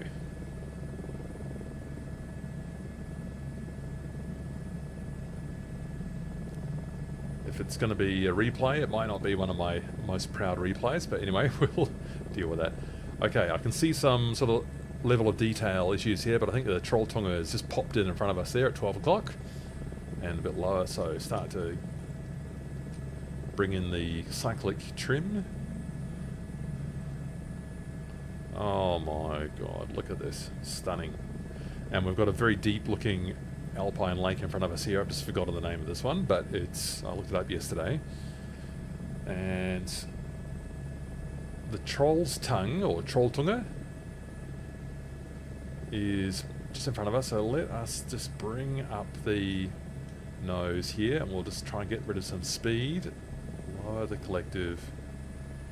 Get rid of the map now, or the EFB I should say. Right, there's the tongue there. I can just see it now. There's the tongue. I'm circling it with the mouse pointer. So we've lost most of our speed. We're just passing 3,000 feet, and could you say the altitude we're behind to once again? Let's get a bit closer. Look at the view out there. God, incredible. Just incredible. Clear direct Gukab and There's the Troll's tongue. Imagine the view if you were on there. Just cut it off with the part of the helicopter there. There you go. There's the Troll's tongue. Trolltunga. Handcrafted by Cli4D.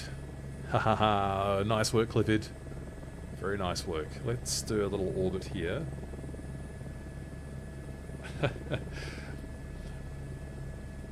Do people walk out onto it? It looks scary.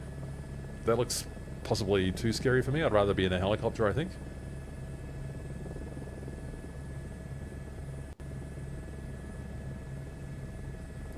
There it is again. Oh, Colin, you said yes, it is like that. The grandkids were there in Norway last weekend? Wow. Wow. Amazing.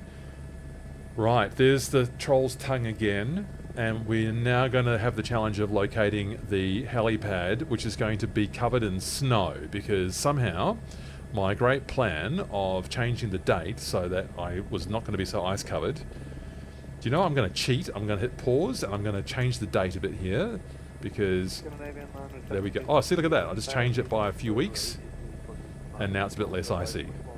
Alright, I'll just meet it halfway, because that was going to be very hard to even locate the pad with all of that ice on it.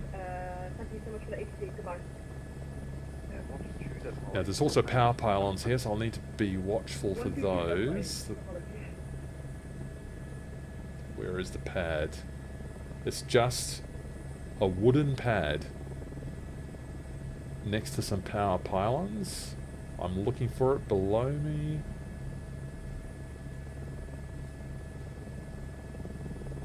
Can't even see the power pylons right now, so I'm just going to orbit around and get that landing light on.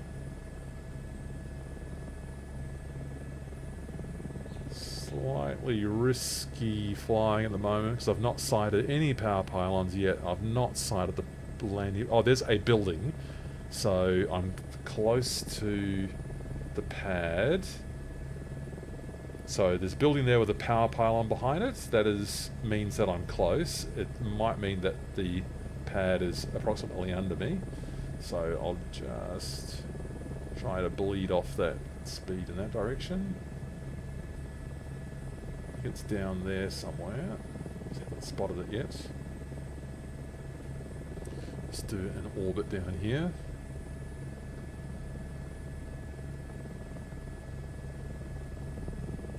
What I'm looking for is a square wooden platform.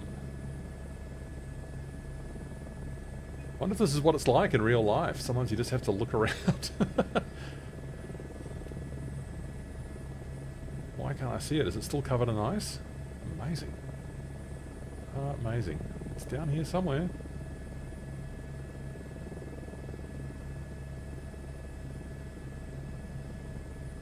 I have practiced this, you know.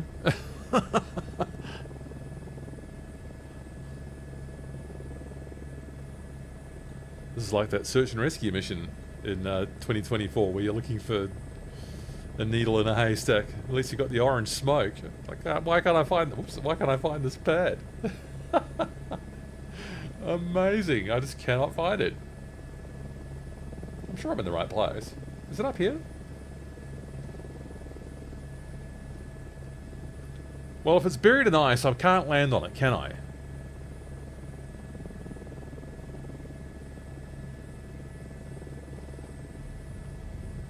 The drama. Is it this far along? It's not this far along.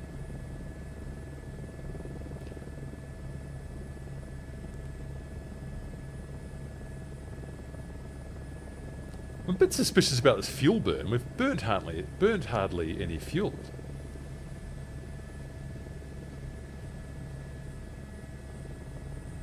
Okay, what's our heading here? Okay, we're going into the wind here. So this is the... Oh, do I see it? I think I see it. It's at 12 o'clock. I finally got it. Okay, raising the collective. I think I finally got the pad. It's just on a bare patch right there in front of me now. Yeah, got it.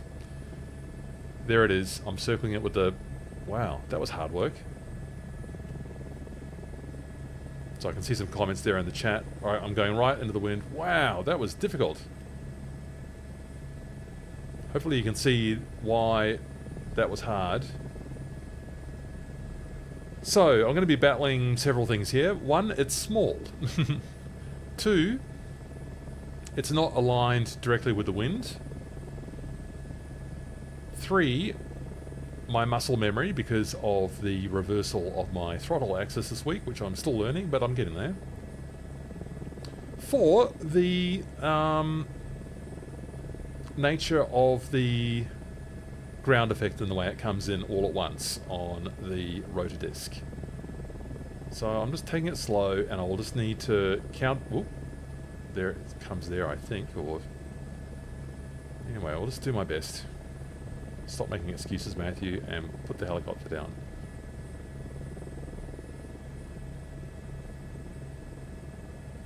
Not in front of the pad, on it, please.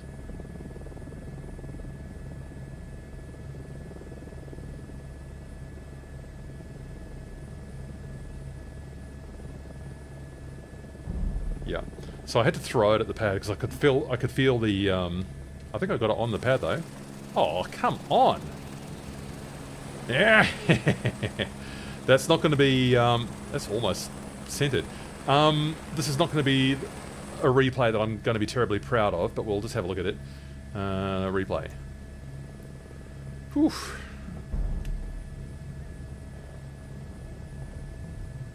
Oh, what do I do here? So replay, get outside. Oh, what's happened here? No, replay. How do I reset the position? I haven't done this in a very sensible order. Reset. Okay, yes, load in. Alright, so...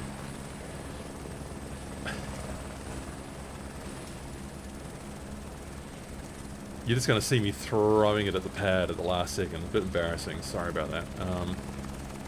Okay, let's see if this all works. Off, and lock mode on. Will this work?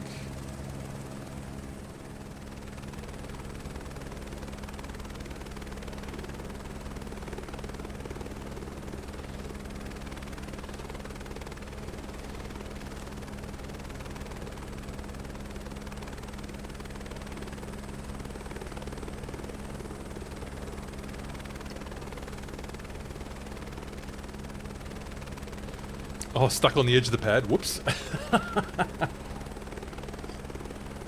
And now here's where I chuck it down onto the pad because of that that ground effect.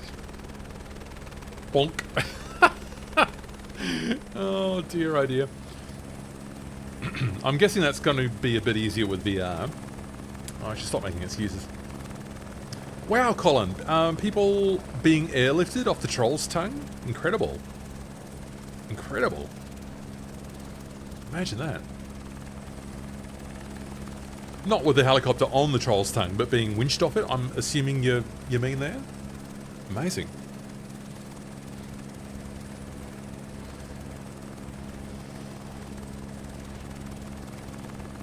Let's have one more view of my average landing.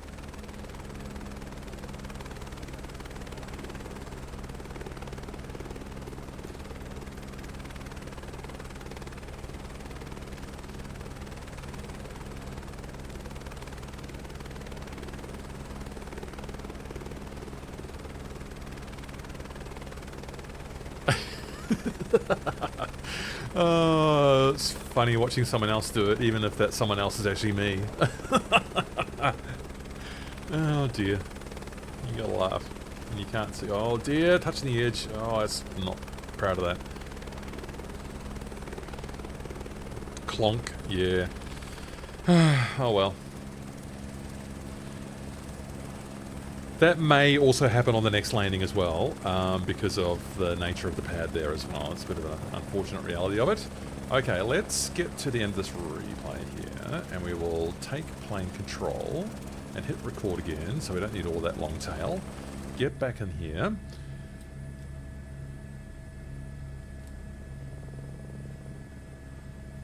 Good landing. Some of us struggled to find the runway. Well, I was just struggling to find the pad, in all fairness, Colin. I was just in the snow, couldn't even see it. Alright, let's reset that trim. We've still got full flight power, that's good. Yeah, a bit suspicious about how little fuel we've used there. Fuel flow. I need to have a look at that.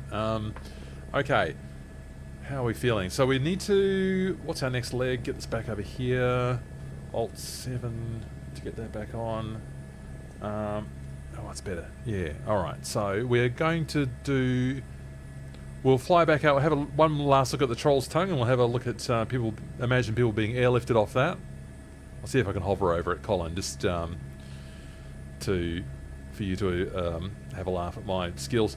We'll land at a power station down here, and then we'll have a very fun landing over here at the glacier, whose name has just gone out of my head.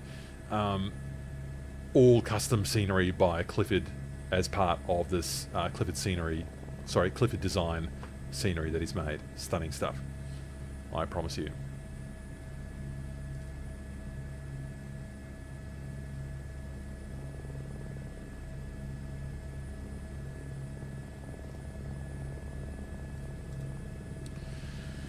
Alright, so let's see what we can do here. And hello people who have joined the chat. So I am in this Norway adventure enjoying this Cli4D Designs scenery that he has designed for Kinsarvik, where we have already been. He's designed a helicopter base there which serves these power facilities, EMS facilities, and police services and tourist services in this absolutely stunningly beautiful part of the world, Norway, in the fjords. Wonderful. Okay, let's take off. We are going to be initially going over there, have a look at the Trolltunga again, and go on.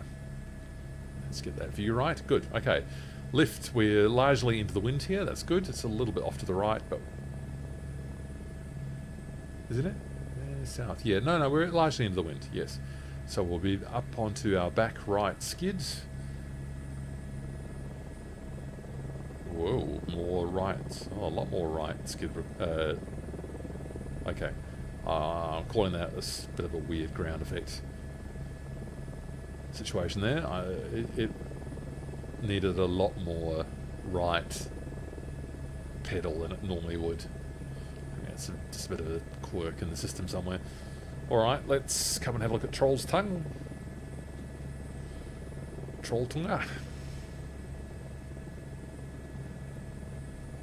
Landing light goes off.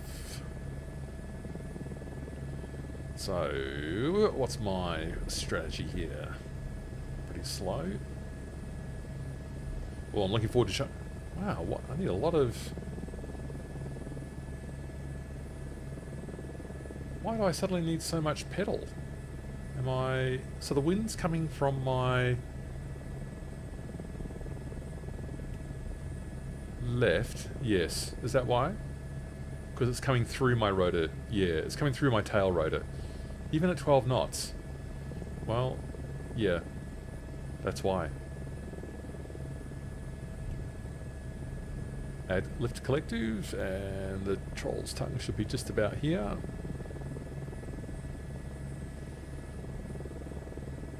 Maybe just hide the EFB for a moment. Make sure I don't hit anything over here. I haven't quite got the right spot. Is it a bit more over here? Oh, look at this view.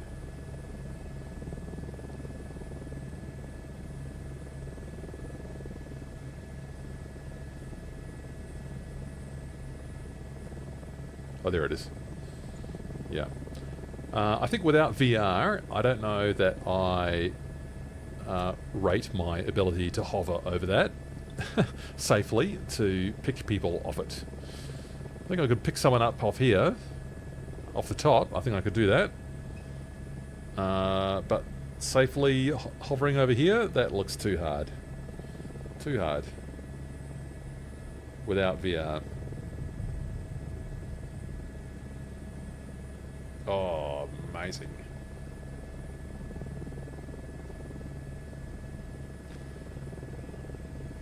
What a great part of the world to visit. Or to live in. Hello, people from Norway. Had a Norwegian person commenting on the channel before.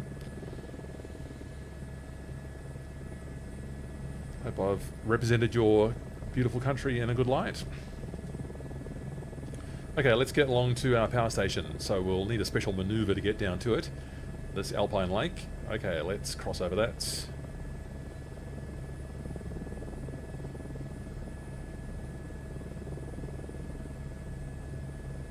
Pull a bit more power here. Use our quick trim. Oops, no. Quick trim. There it is.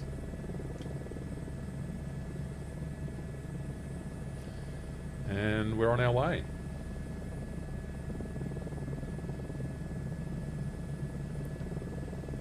100 knots already. I do like flying the H125. Nice, responsive machine.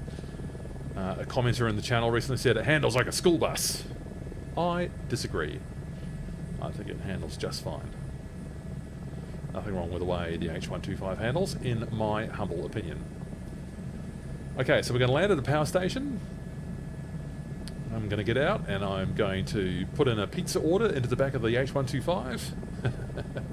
And we're going to drop it around, see how long it takes to drop it around at a facility with a just truly extraordinarily spectacular view beside a glacier. And I just cannot believe this even exists in real life. It is that amazing. Talking it up. Now here's the southern fjord.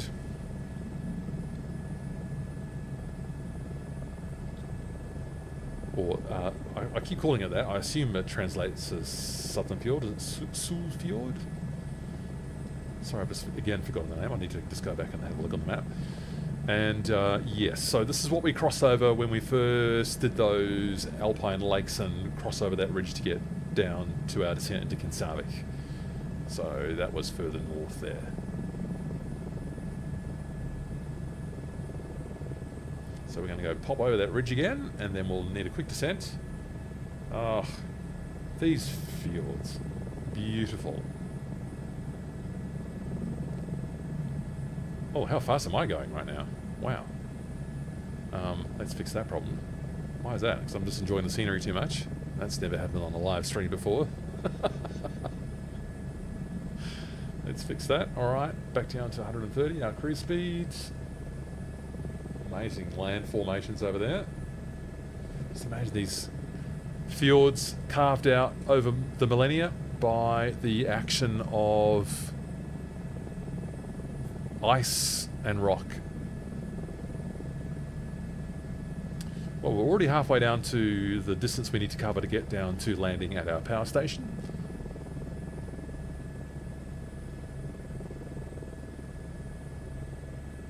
Pull a bit more collective to get over this ridge. And we will need to do a special kind of descent here. This is a descent that reminds me of what we need to do when we land at Milford Sound in New Zealand, something I've done on a previous live stream.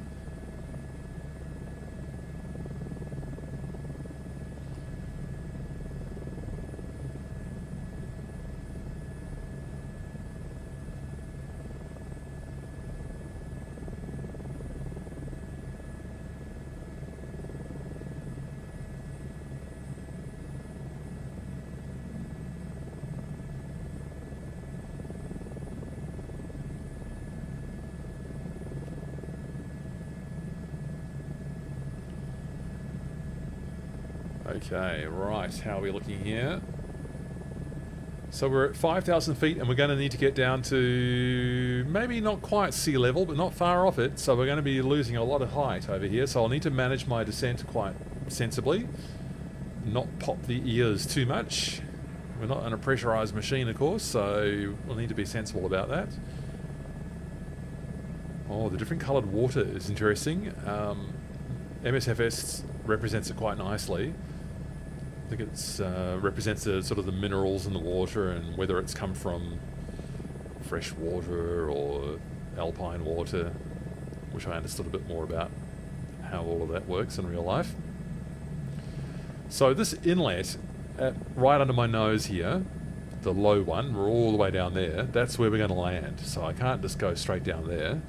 There's a little township in there. And that township is called... Like I had this ready, isn't it?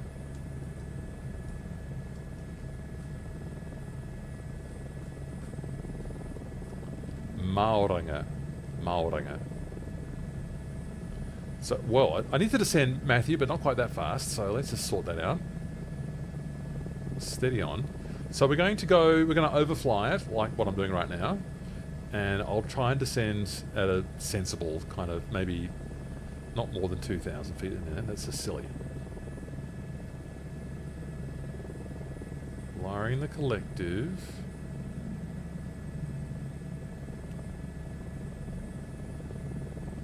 Want to get it all nicely balanced. And then we'll turn back in, maybe when we hit about 2,000 feet. So we're at 3,500 now. We'll be flying up this next valley on our left later, after we pick up our pizza from the power plant and take it up to the people who are waiting for it up in the glacier. Stunning stuff. Okay, where are we at now? 3,000 feet. Don't need to go more than 2,000 feet in a minute. Calm down, Matthew.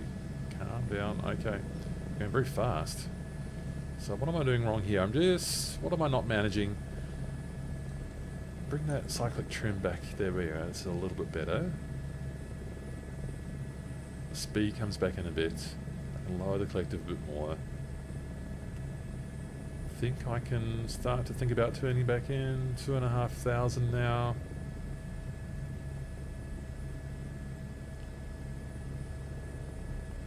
And look how suddenly the landscape changes. Now it looks like spring again down here, doesn't it? That's where we'll be going later on. Oh, there's our glimpse of the glacier. 12 o'clock right now. There's the glacier. We'll be having a close-up look at that. So save that view for a little bit later. Right, now we need to get in there. Hardanger, but not yet. So let's just lose a bit more height. Need to get in there. Let's get the landing light on.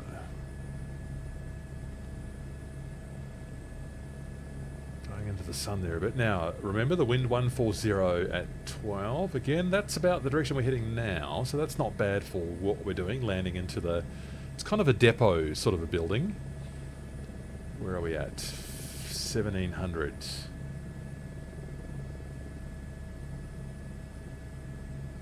I've just disconnected from VATSIM, if you've been following along this whole time. I just quietly disconnected in the background because we're so far away from anyone else.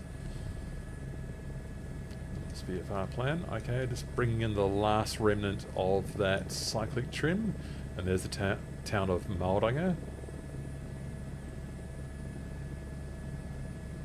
So I think good alpine helicopter practice would be to follow one side of the valley up, so that if we did have an engine failure, we would turn to the right and try and auto-rotate down somewhere safely. Don't need to be gaining height here. We're at 80 knots, lowering the collective, getting rid of that last bit of cyclic pitch. Cyclic trim, I should say. Now, can I see the building yet? Yes, I can. There it is. It's a red shed, basically. So I need to pitch up. I'll just temporarily get rid of the tablet. I'll need that. Yes, there it is there, right in front, 12 o'clock. So we need to, oh no, maybe not lose that much height. So we're just going to go straight ahead in. We'll be crossing a river to land at the, I guess, northern end of that. We're going to be doing it with a bit of a crosswind. Alright, and then we will get out of the helicopter and get our pizza to take around... Oh, out of the sun, that makes it a bit easier. To take around to the people at the glacier. Power pylons, caution. So we're fine from this angle though. We're going to land right in front of that garage at the left. There's a sort of a half helipad there. So we'll be crossing that road with the busy traffic in front of us. And there's a riverbank there with a bank. So it's going to be a ground effect issue there. So we be careful of that. Again, handcrafted scenery by Cli4D Designs. All done for us beautifully here for this Norwegian adventure. Right. Slow down, Matthew. Slow down. Waft it in. Oh, don't lose too much height yet. It's going to pick up off that bank.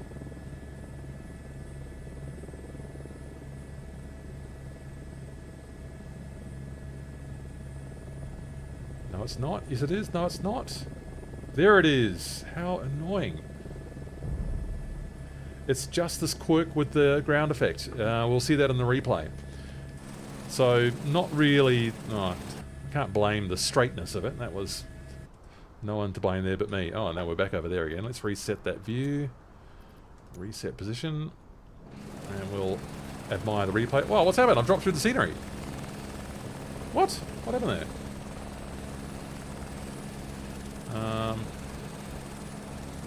Okay, I'm not quite sure what happened then. I think when I got too far from the... Okay, let's just... Oh, is it following the... Oh, dear. Reset position. Oh, now we're above it. Oh, this is not good.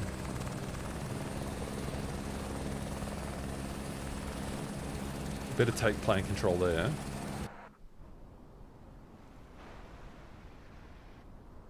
Oh, people, something's gone a bit wrong with the replay here.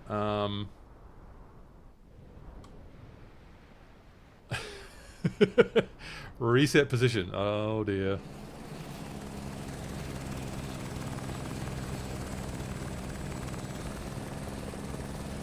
Okay, do I dare?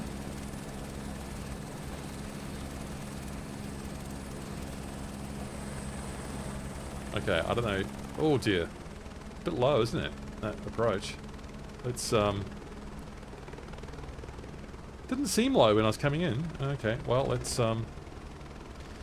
admire my work here. I say that in inverted commas. Let's look at the replay. Whew.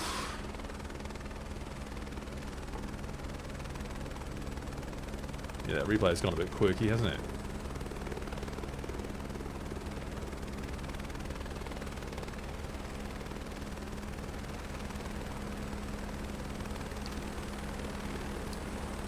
Oh, low, low, low, low, low, low, low. Oh no, it's just like my... Oh god. Yeah, okay. Don't know. Hitting pause so that, yes. Do you know what? I'm going to go... What am I going to do? I'm going to go down. That's sort of person... No, it's not. Right, that's the height that a person would be if they were shooting this, and then they would probably be zoomed in a bit more. There we go. So let's just watch that one more time. Maybe this will be better. Pause off. One more time. I think the perspective there's a bit weird, and I think something's just gone a little slightly odd with the replay. Yeah, lost it. Not very happy with that profile there, but anyway. Oh, from that angle, it sort of almost doesn't look too bad. Okay, pausing it so that I don't lose... I'm going to take plane control here, and I'm going to hit record. And I'm going to hit pause again, so it's unpaused, and it's recording now. Okay, I'm going to get back inside. I'm going to put it back down to idle.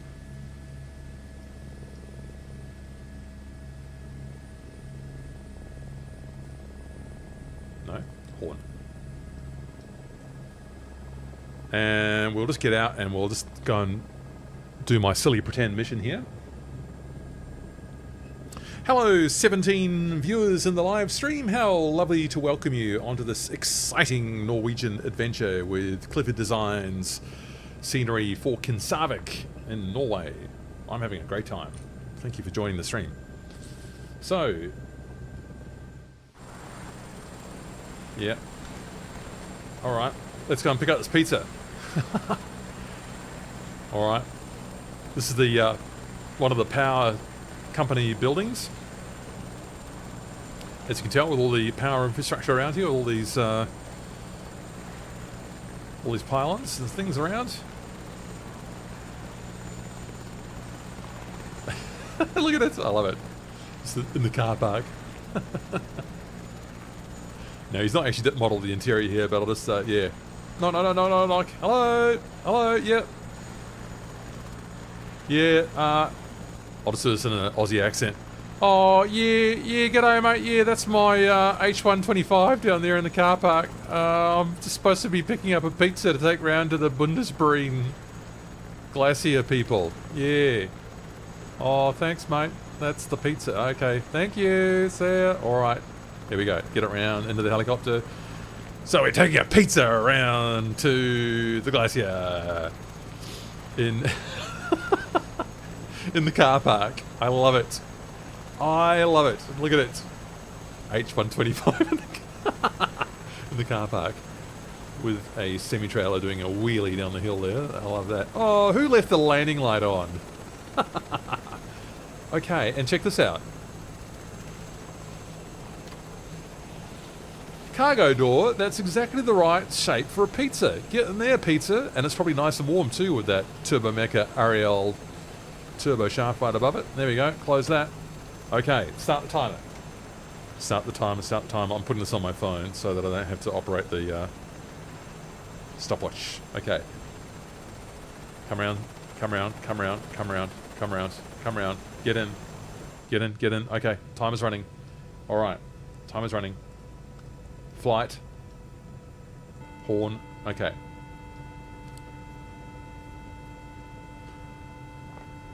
Hello, Tom in Vancouver. ATPL RW. Rotary wing. Could I please apologise for everything that you see in the stream? Nonetheless, I hope it's entertaining for you. Alright, I'm going to attempt to... We'll be taking off backwards here because we... Well, where's the wind coming from? It's coming from our 1-4. Bit of a tailwind, if anything, here. So we'll try and take off backwards. We'll try and hold the garage door in our front window. Okay, we've got our throttle up. Temperatures and pressures are okay. Landing light is on. Reset the rotor trim. Right cyclic is in. Right and rear. Right rotor. Tail rotor is in. Adding collective. It'll be very squirrely with the tailwind there now. Oh, it's not too bad actually. Okay, take off backwards. So keep the garage door in there. Adding the collective. Okay, I'm pretty happy with this so far. Taking off backwards. That's exactly what I wanted. See, I'm keeping the same object in the lower window there. Very happy with that. Okay, where's my head tracker? That's better. Okay, round we go.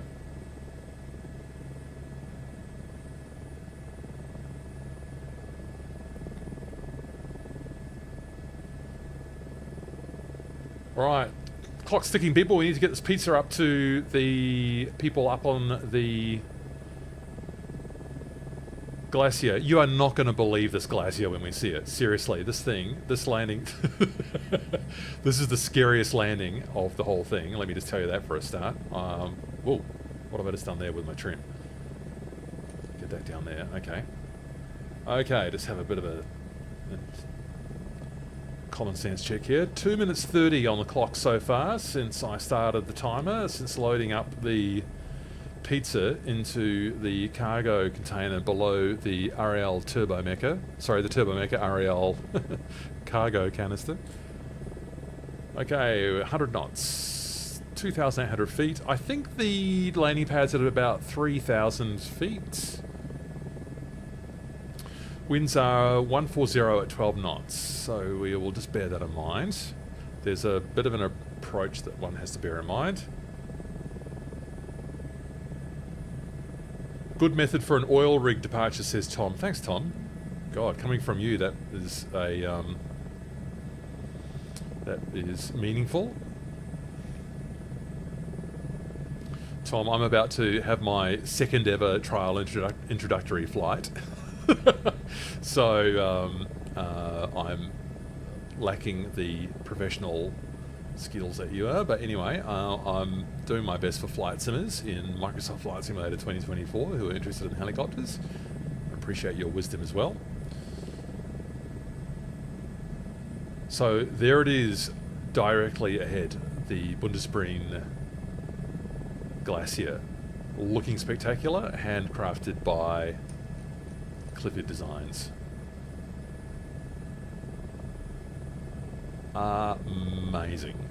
Another alpine lake for me to go gaga over because everything looks so amazing. There's a beautiful lake tucked in here to my 2 o'clock as well.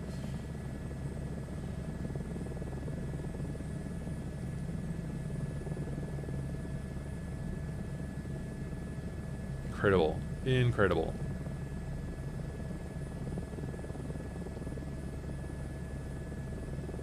Ugh. Can't get enough of it. Cannot get enough of it. Okay, now winds. So the wind is coming from 1-4.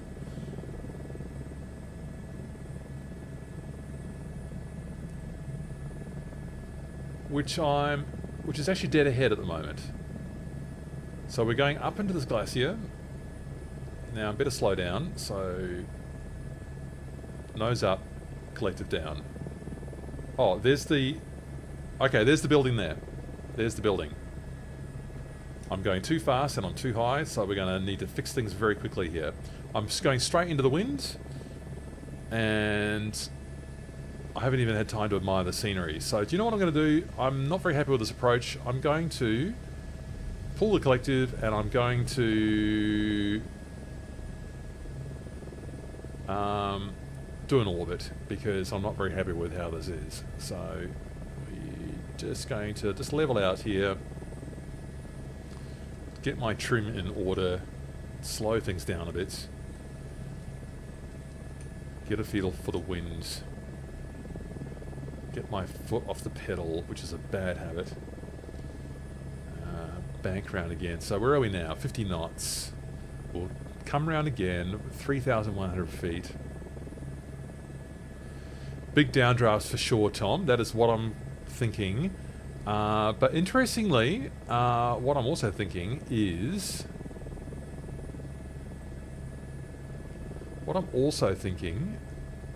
that it might be a bit of a tailwind coming onto the pad of 12 knots. So I'm going to have to be mindful of that. And the downdraft will be coming...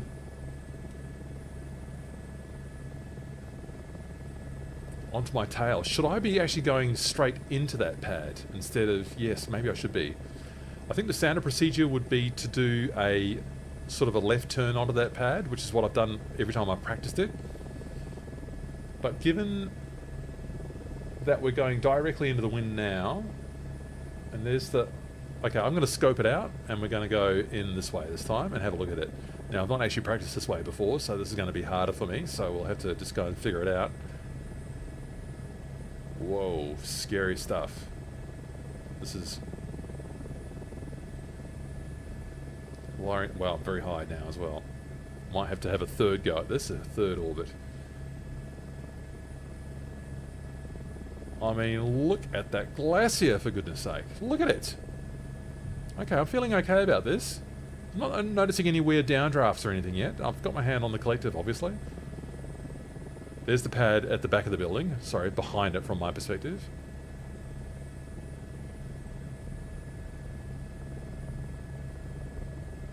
A bit fast here, and I'm sort of overshooting it at the moment. That's not good. And now I've sort of lost it a bit, so I'm just going to... Oh dear, what's happened there? I think that was my piloting skill rather than any weird wind effect, so I'm just going to sort of just reposition it. Just keep an eye on my variometer.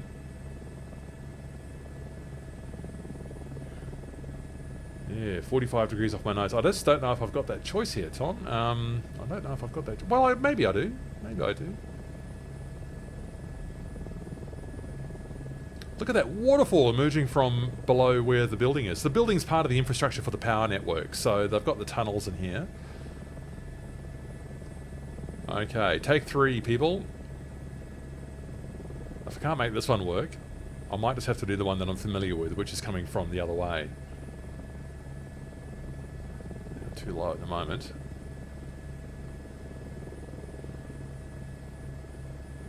Four.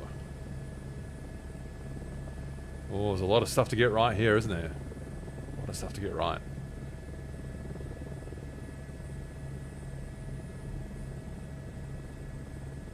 I'm visualizing myself nailing it.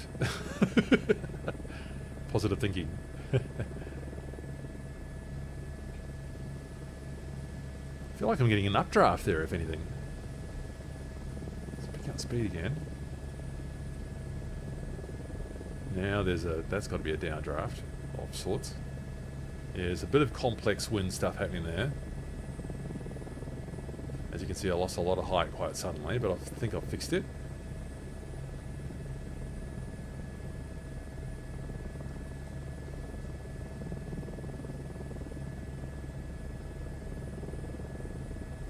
I think I can rescue it. Whoa. Whoa, this is the scary one.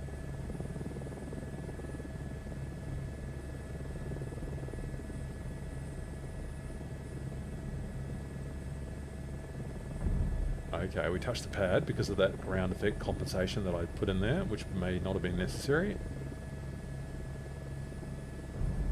Okay, I whacked it down because of that thing.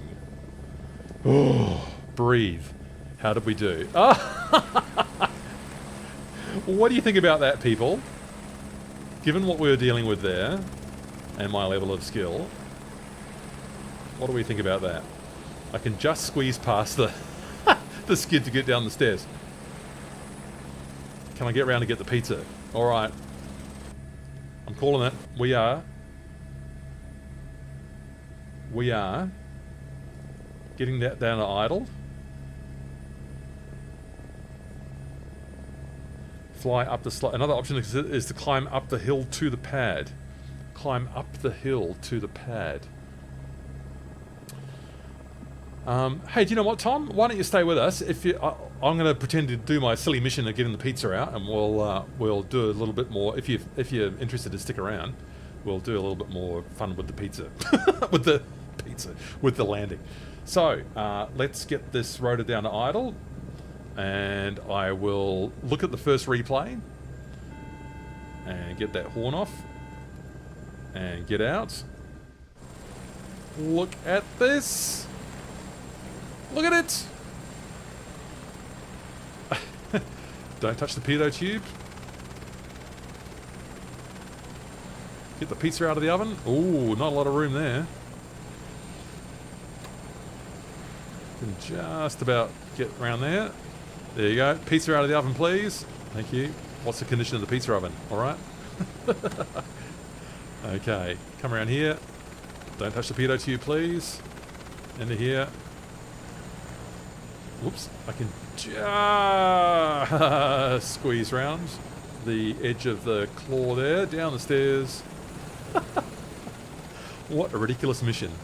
Look at that! That's magnificent. We're below my helicopter. I love it.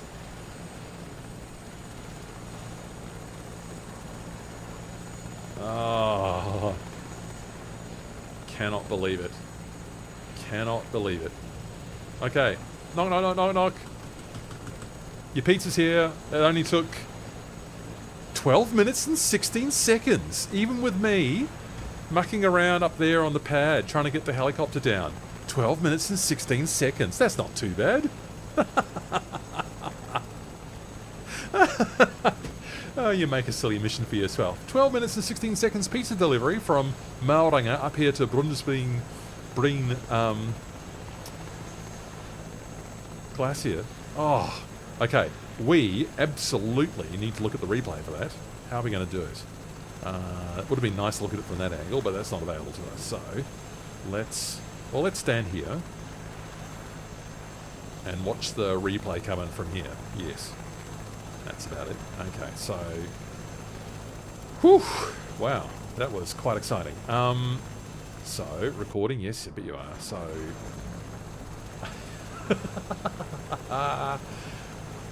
unbelievable. Unbelievable.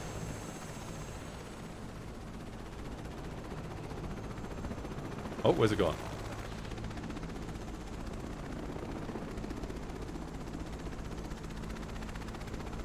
Alright, Tom, you can judge my work.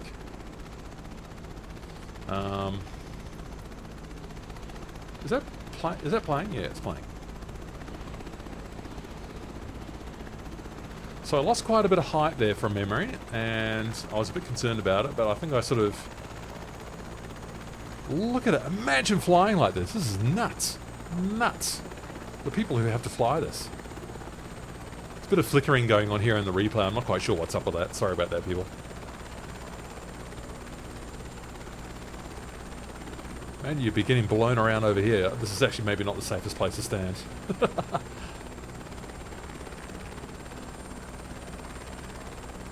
Oh, I know what it is. I'm not actually... I'm in the external view. I'm not in the external camera. I'll just maybe get back in and we'll do it again. This is me trying to line it up.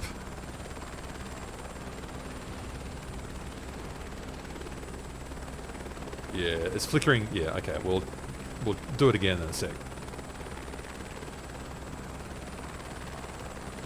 Wow. I am full of admiration for... Whoa. For the people who do this. Donk. Oh dear. That was me anticipating the ground effect issue in MSFS 2024. Here it comes again. Yeah. Look, I don't know. That's me fighting it, really. I don't know. Okay, I'm going to get back inside the helicopter. And I'm going to, this time, use an external view. A drone view. And this will be a bit smoother. What would be a nice way to do it? Up here, maybe?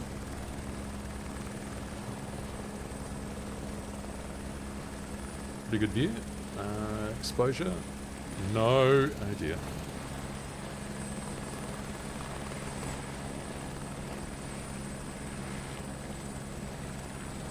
I'll turn that off. And one more look at this. Follow. No. And T and G, I think, is the exposure. There we go. Okay, one more look at this, and then if Tom's there, he can give me a little bit more coaching if he wants to. Whew. Wow, I'm still coming down from the adrenaline of that. Wow, that is quite something.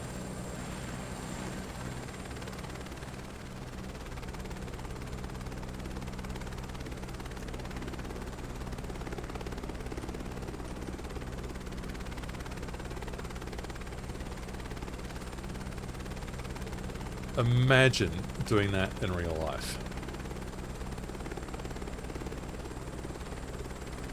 Nuts. Absolutely nuts.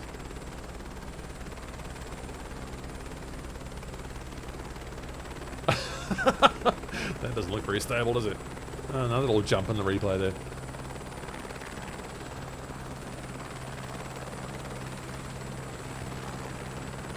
Oh, donk, yeah, that's not great.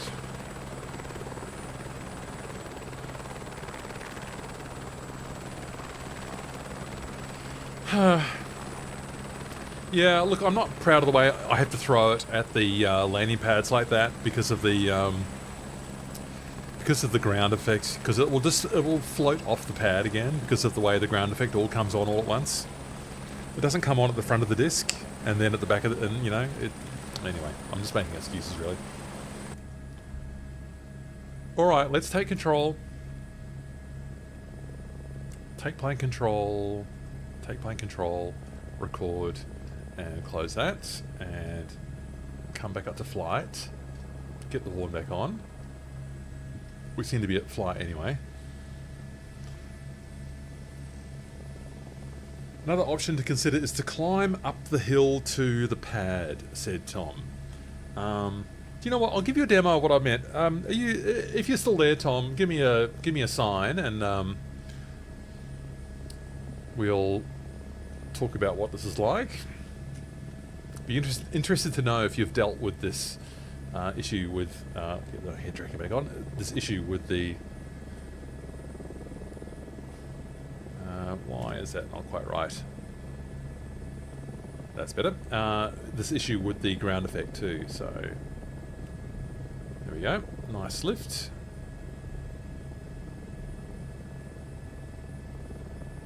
Oh, stunning glacier.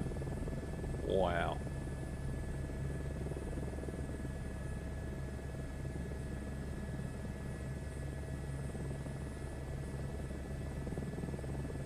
Still here. Okay. So, just tell me what you mean coming up the hill to the pad. I'll give it another go with everyone here. Give us the benefit of your wisdom. Whoa, okay. Pull the click there. There's the water flowing out there. Do you mean from the other direction, or the coming from the northern end with the tailwind? Or I could give that a go. I might just give that a go anyway, actually, just to see what it's like. Do you know another thing? I might have set pause this for 1 second. I'll be quite interested to assess what the thermals are like, if any. Yeah, it's not showing. Where's the camp? Where's the helicopter? Reset the view. Okay. Yeah, it's not showing any downdrafts or anything. It's showing an updraft down there. What does that mean? Are these just thermals only, or?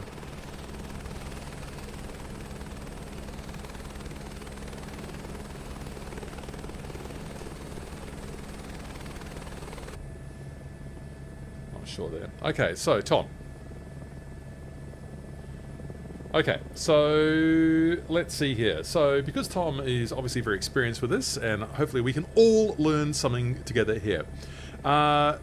Losing translational lift too soon. Yes, so I'm cutting speed too soon, losing too much speed. Nap of the Earth. Maintain a 50-foot height from the ground as you fly up the valley, even if the pad is above you when you start. Yeah, okay, that's a challenge, isn't it? So, challenge for an uncertain heli-simmer. Alright, so let me just try and set up what I think Tom's asking me to do here. And also not crashing into anything. I've left the thermal switched on. Let's try to set up what I think Tom's asking. And turn these thermals off as well. I was hoping the thermals might help us to show the updrafts and downdrafts.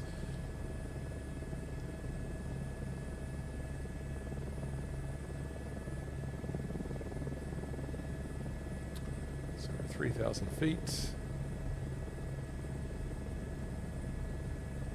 There's the glacier. There's the waterfall coming off it. That's great. Okay, now speed. So let's have a bit of a focus on not having unnecessary pedal inputs, getting rid of that toolbar, and there's the building there. We can see it's at the top of that sort of waterfall effect there, and it's now above me. So 50 feet above the valley, out of the sun now. That makes that a bit easier. Our radar altimeter is here, so that'll start to come in very dramatically soon.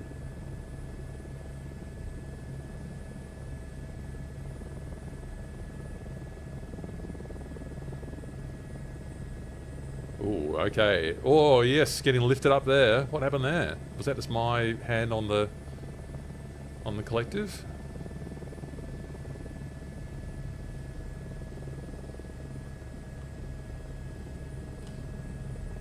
Yes, that's not smooth enough to proceed with this approach, but so I'm well above it already. So I don't quite know what happened there, but I'll do another orbit.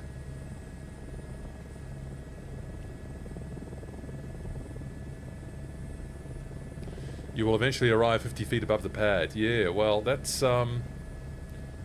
That will be great when I achieve that. When I achieve that. There it is back there.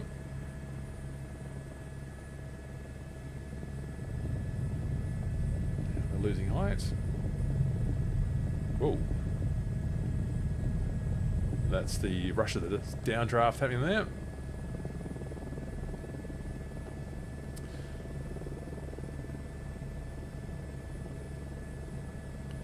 So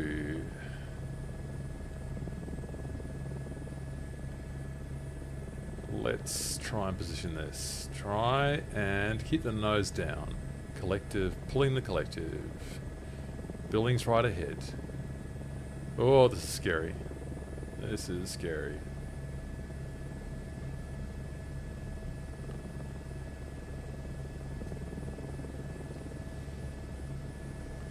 Well.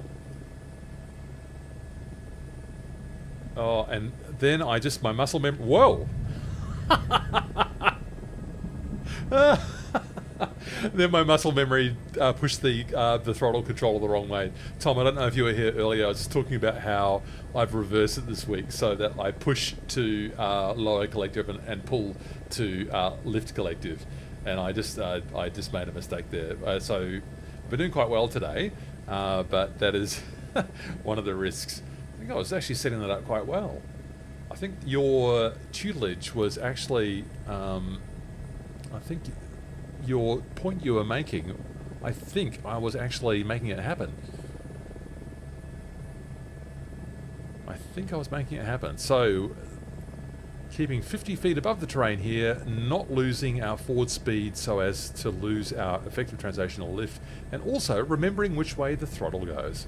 The throttle controller, and therefore the impact on the collective input.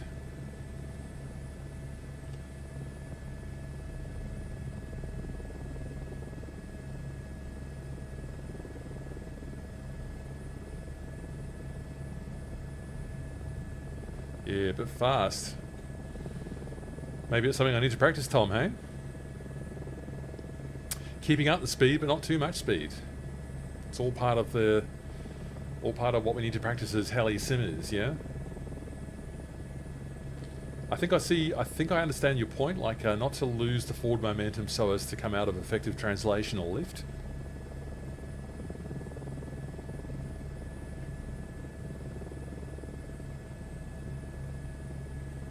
Well, I've built up a lot of experience inside this very confined space of this glacier here.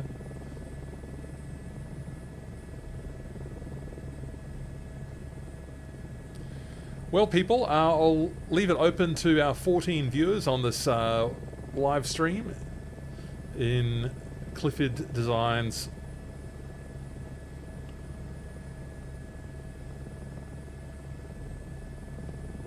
Kinsarvik, Norway scenery, as I come in for about take 15 on this approach onto this. I have made it down onto this pad once. Oh, this is looking quite nice, Tom. Oh, let's see, we've sunk it here. Oh dear.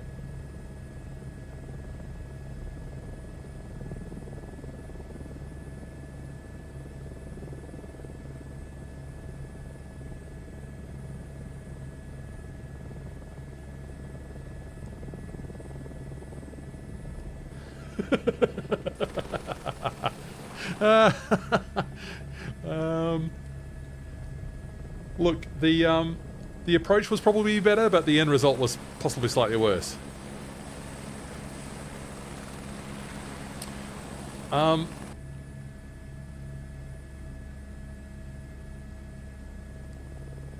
Bit high on the approach. Start lower, climb up 2. Okay, I'll give it another go. Start lower, climb up, maintain speed, get rid of trim. Let's give it another go.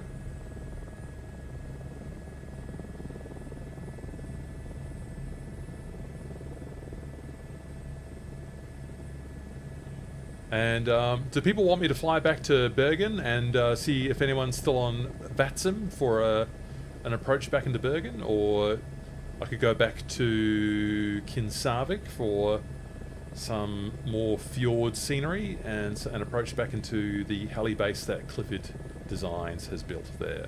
So happy to take people's opinion on what they would like to enjoy on the last leg of this live stream. Back to Bergen or back to Kinsarvik? Whoops.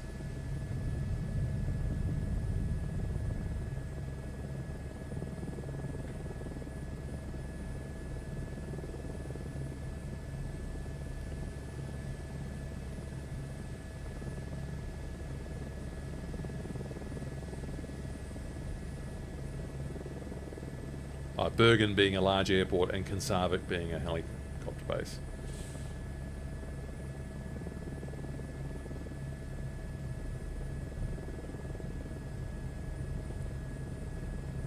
Alright, well this is lower, so there we go.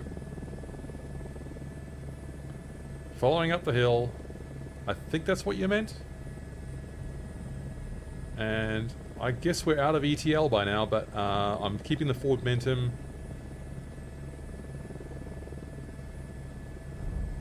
And onto the pad. Well, hey, that's probably the best position yet. What do you think? Marks out of 10? At least I could probably get round that rear skid.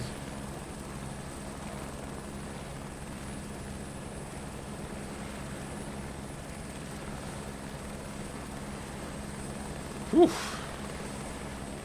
Doesn't quite beat the adrenaline on that first landing. Oh boy. What an experience. What a place to fly.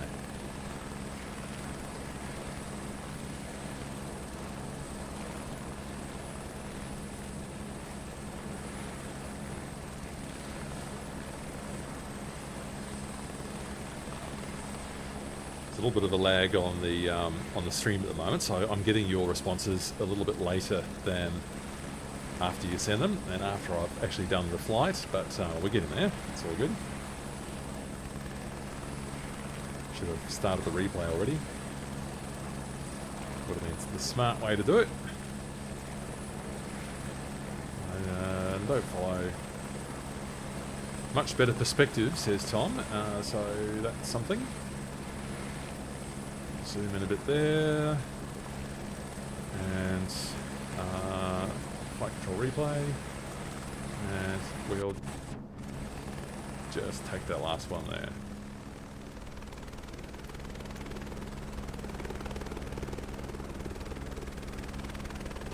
Oh, that's coming up from below the pad. That's what you asked for, I think.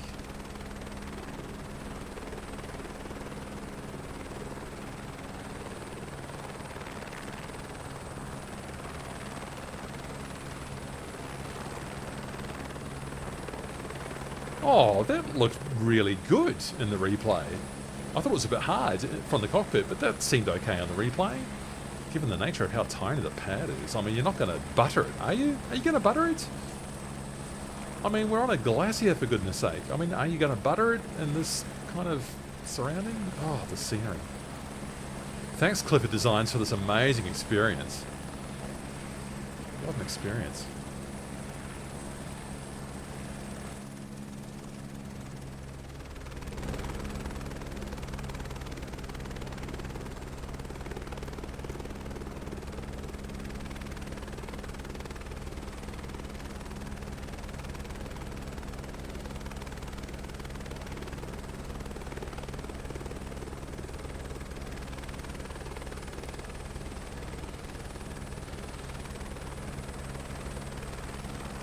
Well, I'll tell you what, landing it in like that has certainly got around that. I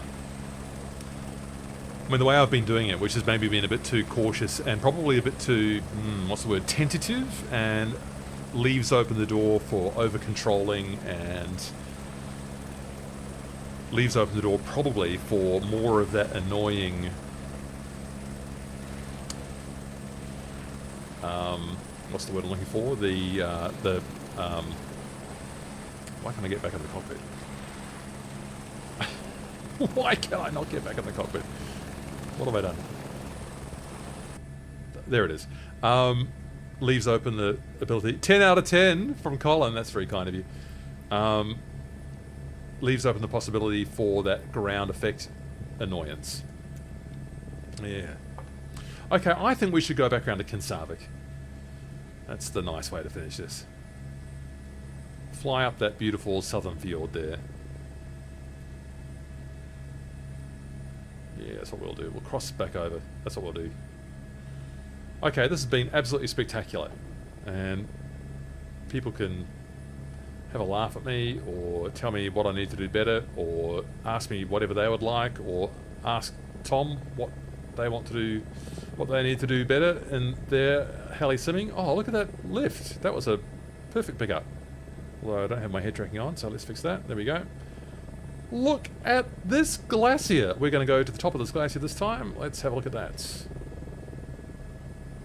Now that the people down in the power building are enjoying their pizza. Probably finished it by now. Oh, just the views.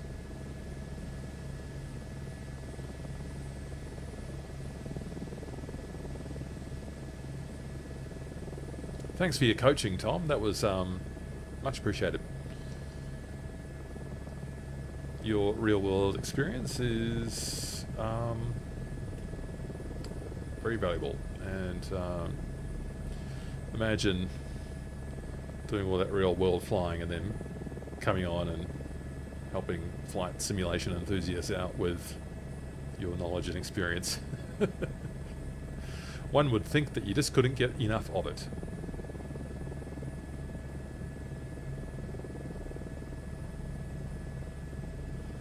You're in the same winds all the way out the slope. Yes. Yes. Wow, look at that. That sort of ice sheet up here that sort of goes down to that glacier. So here's the reverse angle. I wonder if we can see the building from here. Probably not. Wow, what a view. Oh, that is stunning. Just cryingly beautiful. Oh, I envy the people who do this in real life. Incredible stuff. Cli4D Designs has done a great job with this, and I would have thought that it was, if you enjoy this style of flying, that it was worth the investment into your heli simming repertoire. Oh, I've got a bit of a whiteout condition here. What would be the safe way to deal with this? I think follow the ridge line over here to the left. It's not really a ridge line, it's just where it falls away to the left. 6,000 feet almost. Because I've got no definition of between the cloud and the ice over there on the right, so I think it's safer for me to follow it this way. And then we'll rejoin the fjord. Oops. Again, I've done a good job with getting that trim in. And we will go back to Kinsarvik, shut down, and we will toast the good work of Cli4D Designs one last time.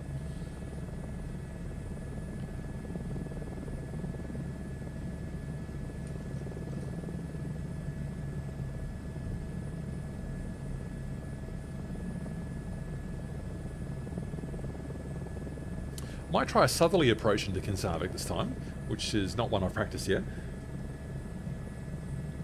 So that'll be coming down those waterfall lakes. Now, am I getting into an unsafe situation here with this visibility?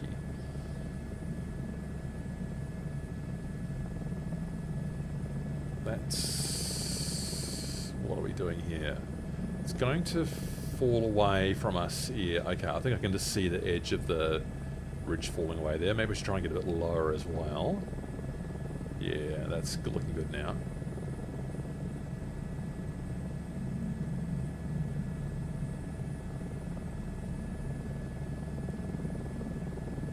You've done a few thousand hours of instructing, Tom. Amazing. I always thought that if I'd ever gone into aviation, I would have enjoyed being an instructor. I am qualified as a trainer of adults, but not in aviation. It's one of the reasons I enjoy doing this channel, is because I do enjoy helping people learn and get more out of what they enjoy doing. It means that I also learn as I go. It means that I have a motivation to get the most out of myself and what I get out of this hobby as well.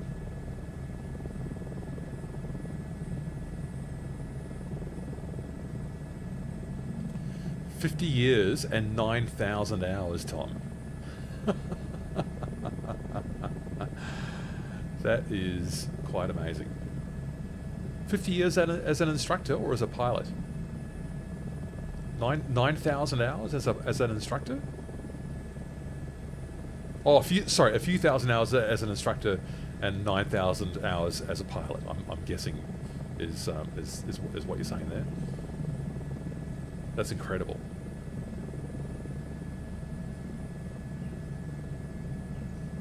Have you ever flown an H125 or AS350? If so, your opinion, please.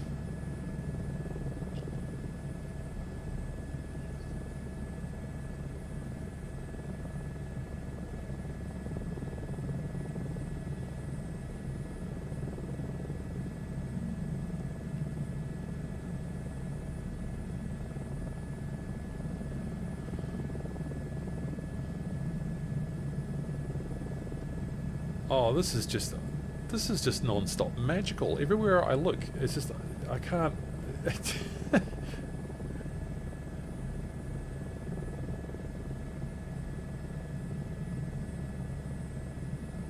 Everywhere I look, it is just magical, this scenery.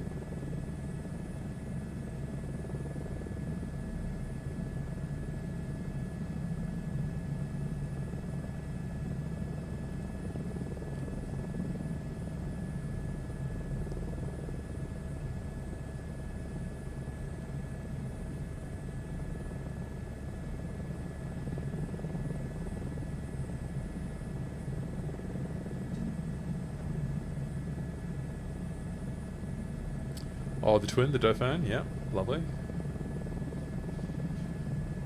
Yeah, interesting that we've never really had any word that we're going to be getting a Dauphin in MSFS yet. I don't think anyone's been talking about developing one of those just yet, that I have heard, anyway.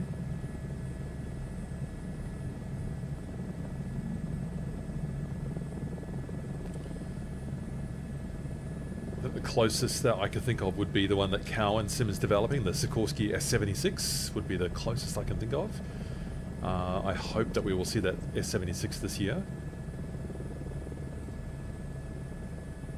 I'm just not sure that he's doing it natively for 2024 though. It might be a 2020 machine that is also works in 2024. I'm not quite sure what his plan there is. Speaking of plans, I think we will fly back down that same series of waterfalls that we came in on.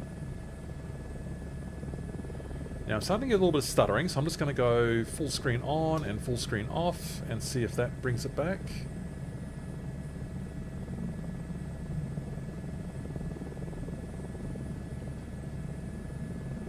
It seems maybe it did. It's a good trick to know.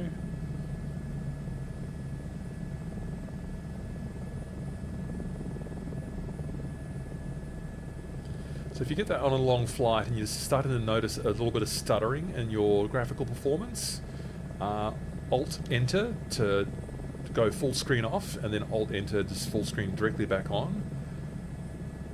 For me, sometimes this brings back a bit of your performance. It seems to reset something.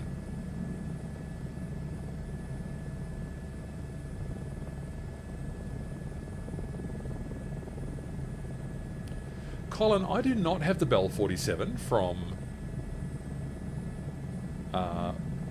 Fly Inside.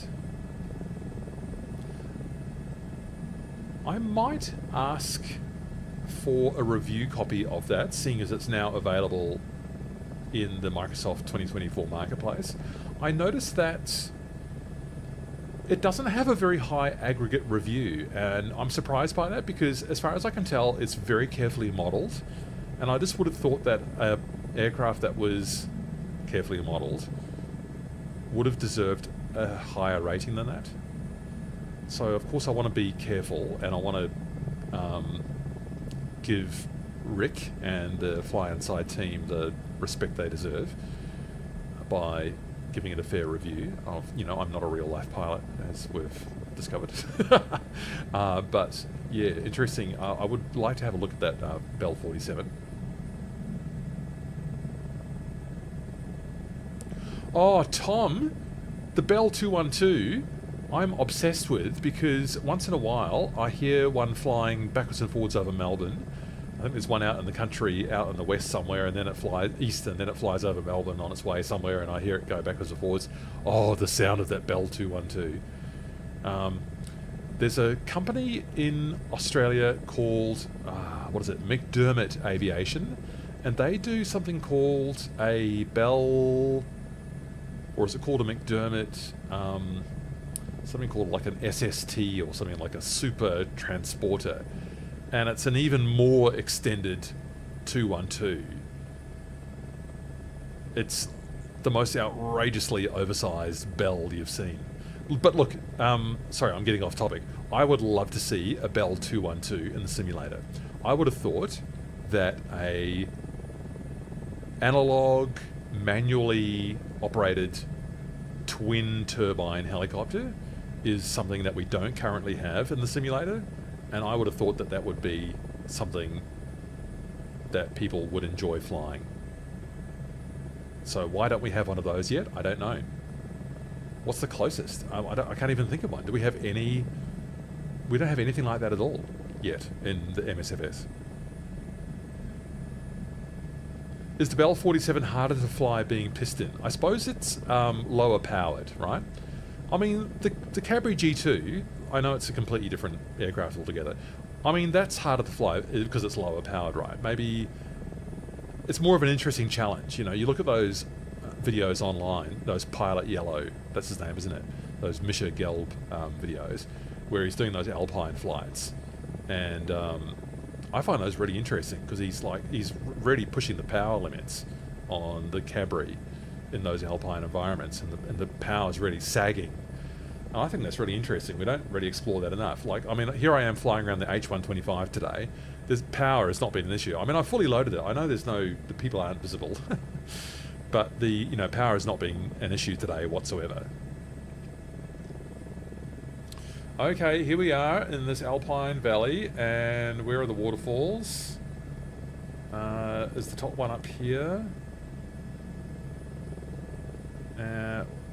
I wouldn't mind finding a spot to see if we can find an interesting scenic spot to land. I suppose that... Oh, there's the top waterfall there. I wonder if I can land in there just for a laugh. So, what's the wind? The wind's 1-4. Yeah, about into there. Could land on that ledge there would be interesting. Oh, the collective raise the nose. Yeah, so power management, as Tom says, is going to be more of an issue on the Bell 47. I wonder, is that why people rated it lower? Because they just, you know, they wanted to hop on the machine and fly it like a hero, and they were disappointed that they had to manage the aircraft a lot harder than what they would something like one of the machines that I'm flying right now. I've not had to think about power for 1 second on this thing today. This has been a breeze to fly. Has it been too easy, this machine, to fly today? I'm very suspicious about the fuel flow. I haven't even used half a tank of fuel. Landing light is still on. I'm starting to get these stutters again, so there's Kinsarvik down the bottom, but we'll just try a fun landing beside the lake here and have a look at the waterfall.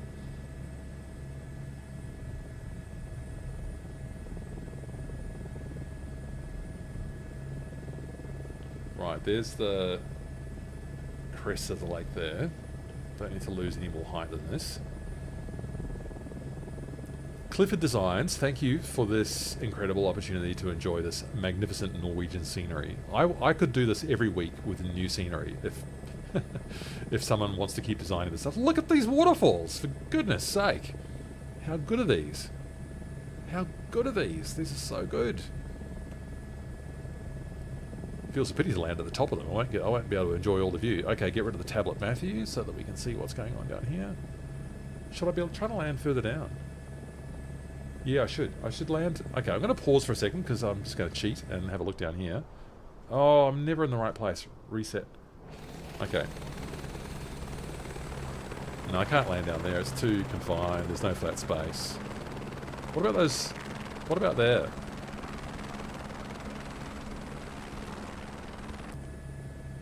I'm going to give it a go. It's pretty stupidly risky and you wouldn't do it in real life, and I haven't scoped it out, but I'm going to give it a go. So we'll just come around here. No. Yes, we can just make that. Lowering the collective.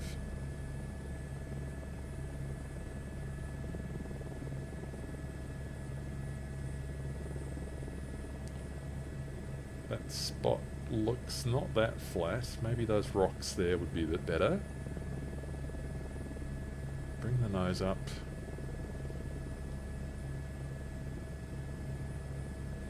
Try and get rid of the speed. I think I know what I'm doing here. It's not quite as flat as I thought it was going to be. I think I've spotted another flattish rock there. Could be alright. Stuttering graphics performance. I'll do the Alt Tab trick again, or Alt Enter. Okay, I think I've got my target in sight.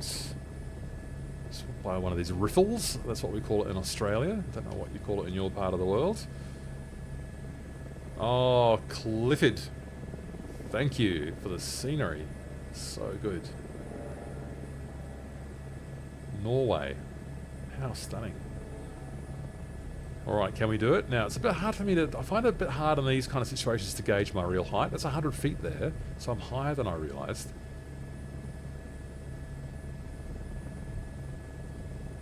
Yeah, I'm a bit higher than I realised, so that's 50, 25. Okay.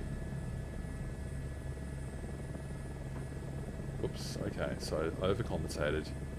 Let's... Oops, oh yeah. A bit messier there, but I think I just didn't have a very good situational awareness. I think VR might have made that a bit easier. Reset this again, the view. Oh, what's happened? So, okay. So, I didn't see that there at all. Bit of a ledge there, but anyway. I just wanted to do this. Look at that. Oh! Look at that. Look at that.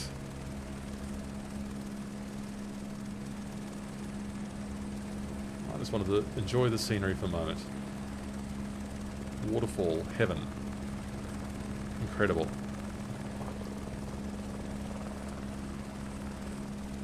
Oh, look, sorry, catching up with your comments. Gazelle. Oh, Tom, you've flown the Gazelle. Fantastic, yeah. Oh, I'd love to see the Gazelle in the simulator. It's in DCS, isn't it? I've never really got into DCS, so...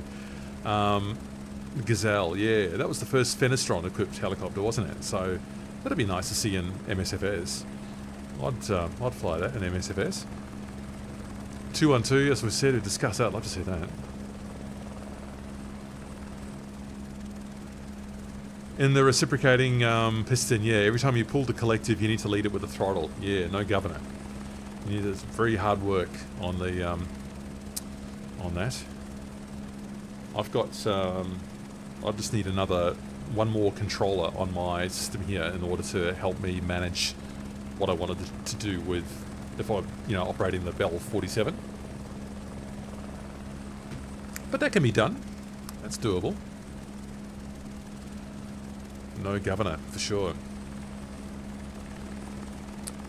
Oh, this has been fun. Should have kept your pizza for here. Oh, look at the view. Look at these waterfalls. Imagine the noise. Should have put the helicopter idle. That would have made it a bit more peaceful. Gone for a walk. Stunning. How many times can I say that in one live stream? I always do that. That's why I pick my live streams. I'm going to try another spot, just for practice, further up.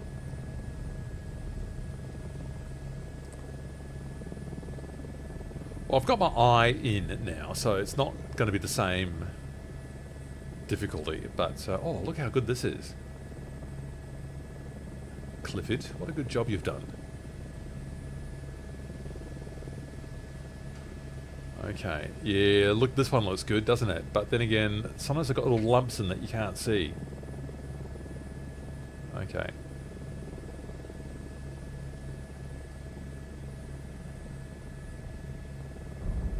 Yeah, I could have maybe hovered. That would have made that a bit more gentle. Oh no! My helicopter sank. What happened? That's better. If you put the view... Oh, that's much better. I should have just gone there the first time. That's good. That's where we need the pizza. Oh, for goodness sake. Look at that. That should have been the... should have been the thumbnail right there. How would I get that shot? That's almost worth a... Almost worth a... I might do that for a YouTube short later on. That's stunning.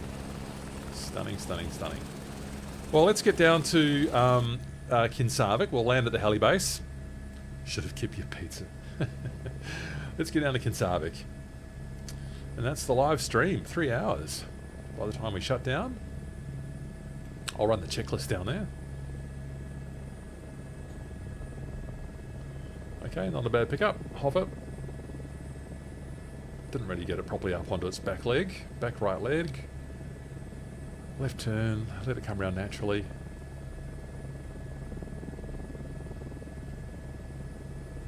Thanks, Tom and Colin, for your company, whoops, during this. Been fun having your words of wisdom and your questions. Wonder how Acme went. He was interested to have a little adventure to follow along. He was there at the start. He might be watching later on. Another Canadian viewer. Oh, this is fun, following the river down. Yes. Sometimes you see them in New Zealand doing these kind of flights. Maybe not very good for single engine safety, but this is fun.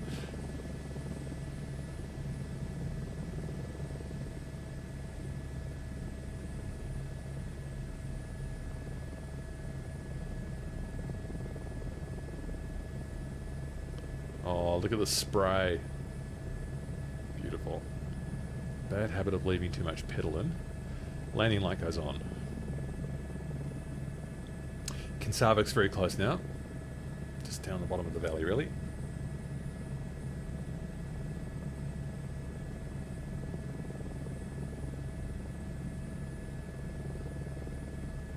There it is. There's the heli base there. With the... Oh, I've again forgotten the name of that roof. The... sort of the barn roof? No, what's it called? That style of roof? So we'll read the windsock. I believe it's coming from the direction that I'm coming at the moment, so we'll need to come around and not fly into that hill. Loading up the disc there a bit. Okay, there's the pads.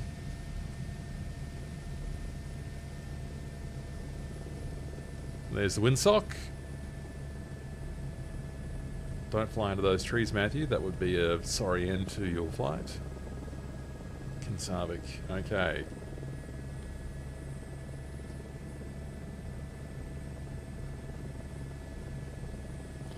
Alright, let's see if I can butter this helipad landing as a farewell to this.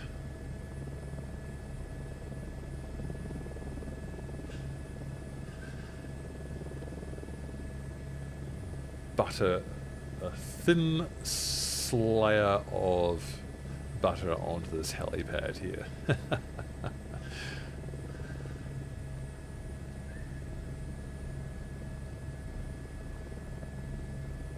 Don't get too slow. Bad habit.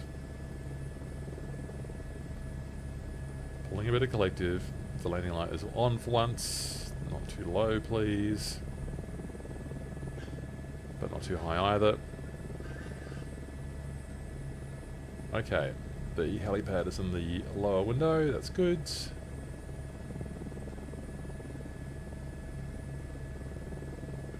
Didn't really go for the hover, and now I've just slid off it. That's a bit bad.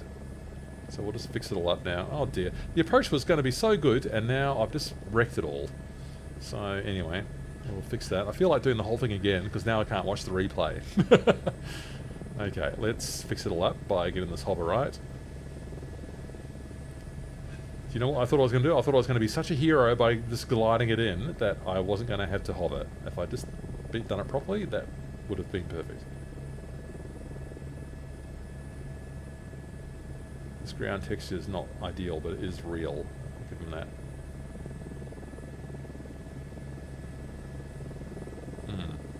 Yeah, not perfect position, but oh well.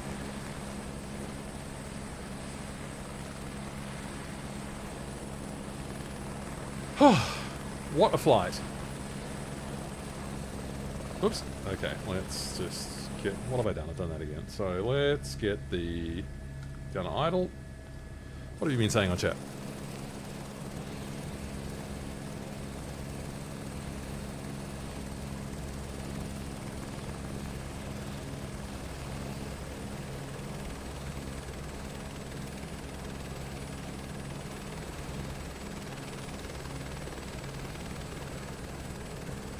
Well,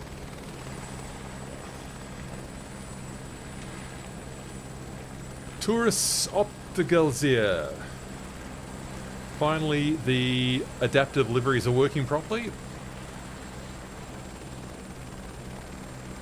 Who needs people when you've got MSFS 2024, am I right?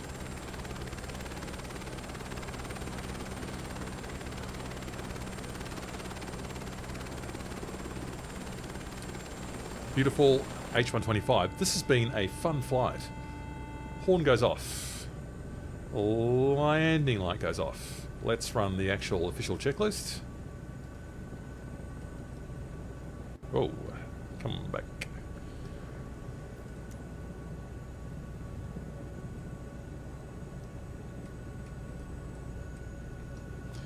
The official checklist.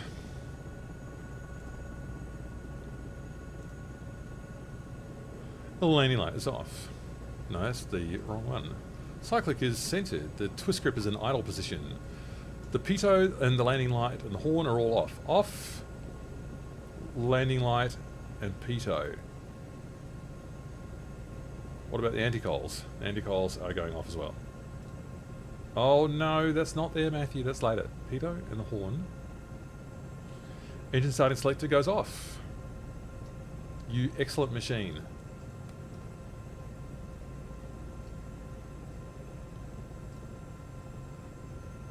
The generator goes off, of course. The rotor brake goes on only when we go below 140 RPM, which is a long way away. So we can just relax. 10 viewers still with us. Thanks 10 viewers for sticking with this very enjoyable live stream. It's been very fun having you with me on this glorious journey through this wonderful scenery, thanks to Cli4D Designs, Kinsarvik. Well worth adding to the library if you'd like to do some lovely flying around this glorious part of the world.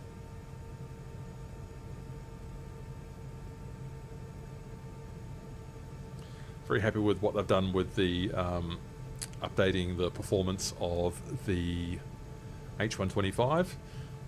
I'm a bit suspicious about the fuel consumption rate. Seems a bit low to me. I didn't do any auto rotations today. We leave the anti-collision on, so if you accidentally leave the master switch on, you will see the strobe. If you leave... Oh, yes. Yes, if you leave the master switch on, you will still see it strobing. Yes. Yes, thanks, Tom. Correct. Sorry, I don't know why I just said correct. Thank you for explaining that to me.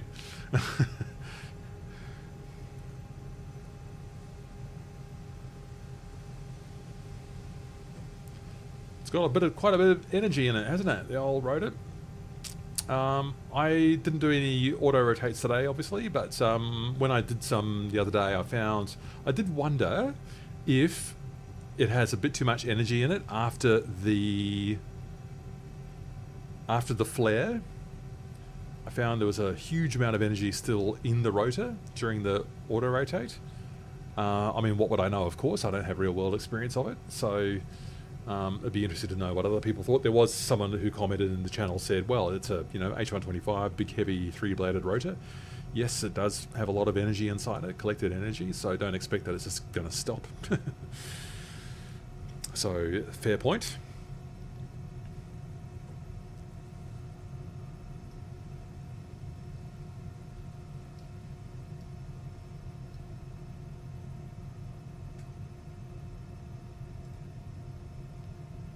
Transponder mode. Put on standby from here. Let's just put that back on. Enter backspace, but how do you standby it? Mode alt on ground. Oh, is that the same as standby? Yeah.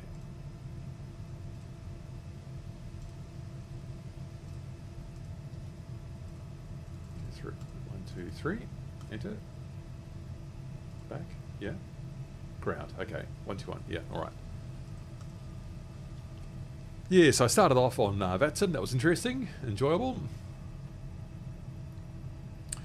Very hard-working controller over at Vetlemoen Radar. Haha! I've just looked at my track inside Volanta. All over the place. It's good. The sign of a good time.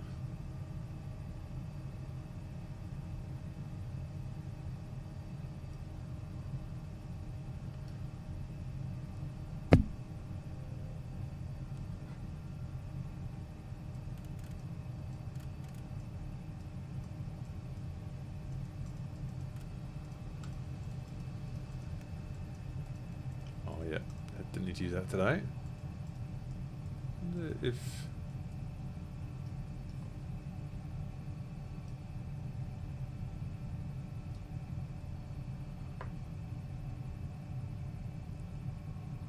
haven't done any instrument flying in any helicopters inside MSFS 2024 yet.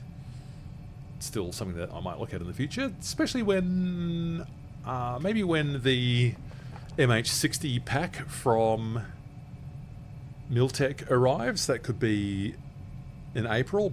I would think probably the end of April, maybe even May at this rate. We haven't heard too much news from them. I haven't seen any video or anything from them yet. So I would not be thinking it's going to be something happening very quickly at this point. So we will see about that. I'll do some instrument flying. Be nice to shoot some ILS approaches in the helicopters. Will be fun. Do it on Vetlemoen and slow down all the airline approaches. That'd be fun. Annoying for the controllers. Oh, this helicopter guy again, slowing us down.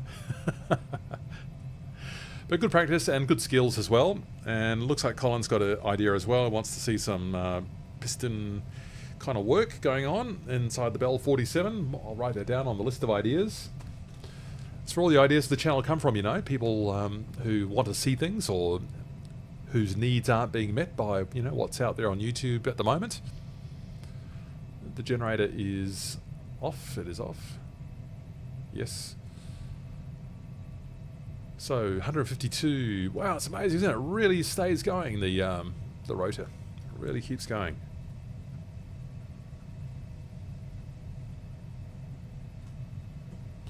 As we power down in beautiful scenic Kinsarvik.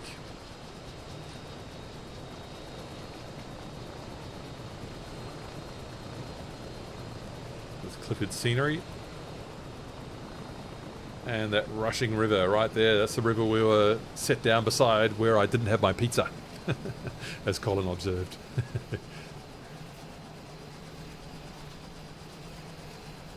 Nice work, Cli4D.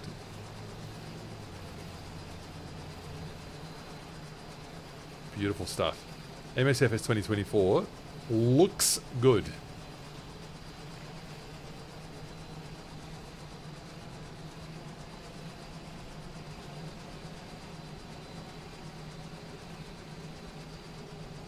In my opinion. 138, so...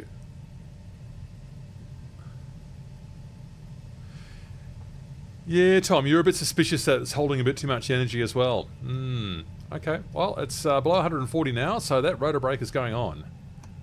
124, what's the best way to do that? I can't sort of hold it in a... Can I? 120, there we go. I can sort of hold it there. And I know I need to keep one blade pointing forwards so that we don't have one over the outlet of the turbine.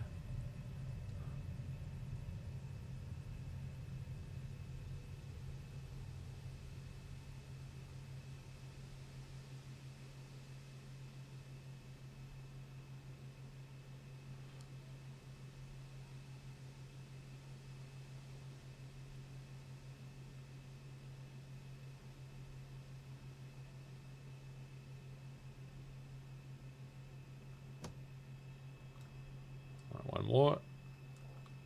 There you go. Now, how do I lock that? Is that locked? Is that on and locked? So what? The only thing I don't know is how to... Oh, I right-click it. So what did I do? I pulled it, and then I right-clicked it, and then it stayed in place. Okay, so I've just learned something live on a stream. Perfect. Okay, so we're locked and we've got a blade pointing forwards so that we don't have any blade over the turbine outlet. That's what we want.